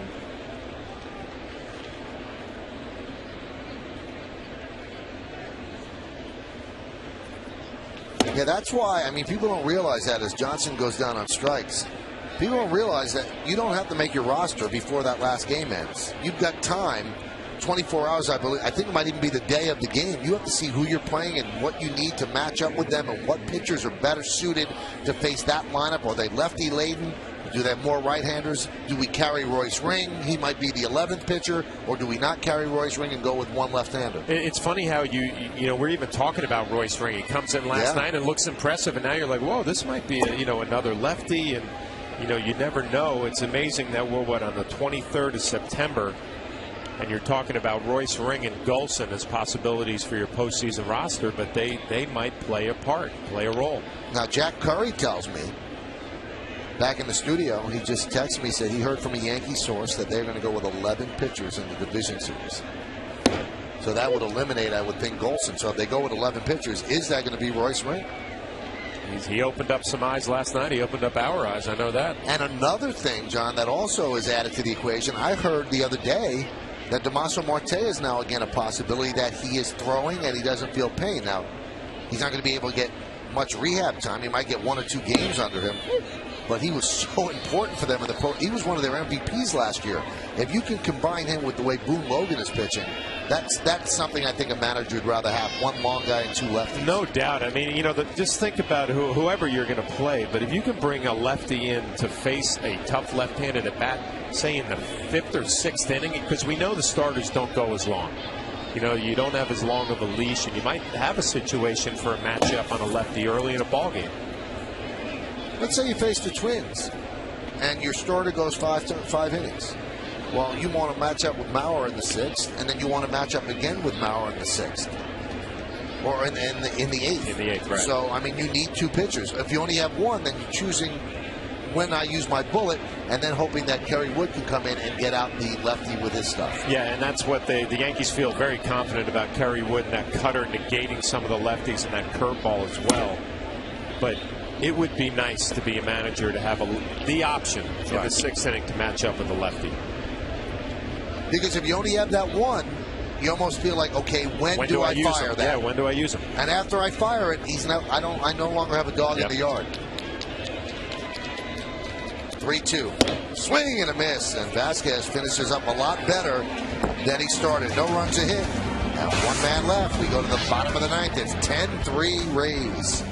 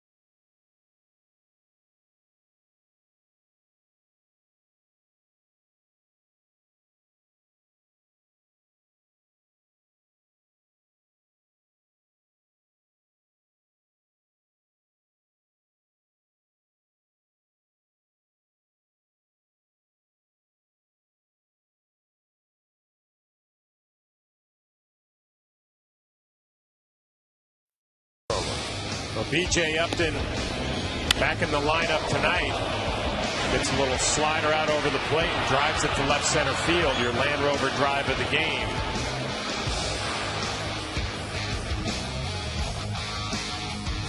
Well, that certainly opened things up a bit. And here we are in the bottom of the ninth inning as the Yankees will have to rally for 7 in order to tie this. They're down 10-3, and obviously they've taken out all their regulars, so if they do anything, they're going to have to do it with the backups. Andy Sonnenstein is on the mound for the Rays. So Eduardo Nunez will lead it off. Pitch outside.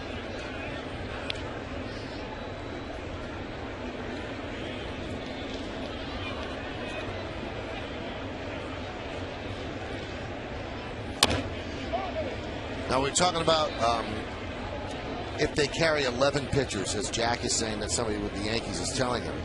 Well, here are the sure things.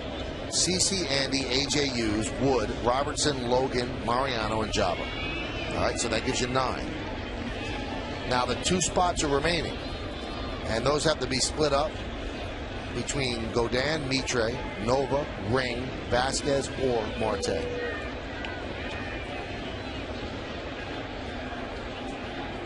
I have one guy on there that I would consider a lock. High fly ball.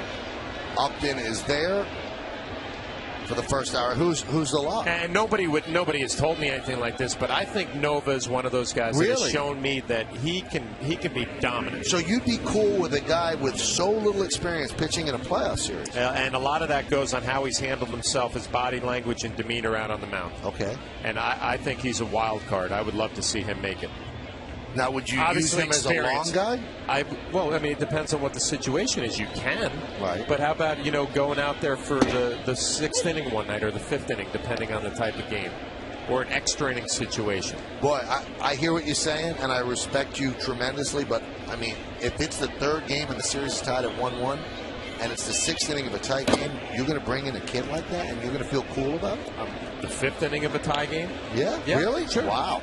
You must really like his stuff. I mean, you have to. He's been dominant at times, and then he gets that inning where things get away from him, But who are our other options here? Godin, Mitre, Ring, Vasquez, and if Marte is healthy. And we talked about Ring. Colin Curtis loops one to left. It's caught there by Crawford.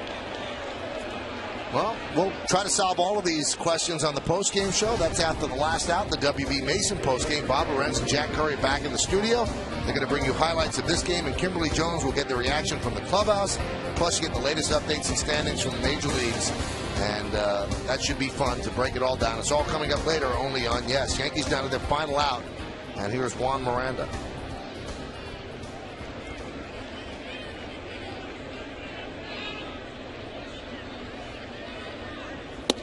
And Sonnenstein deals a strike.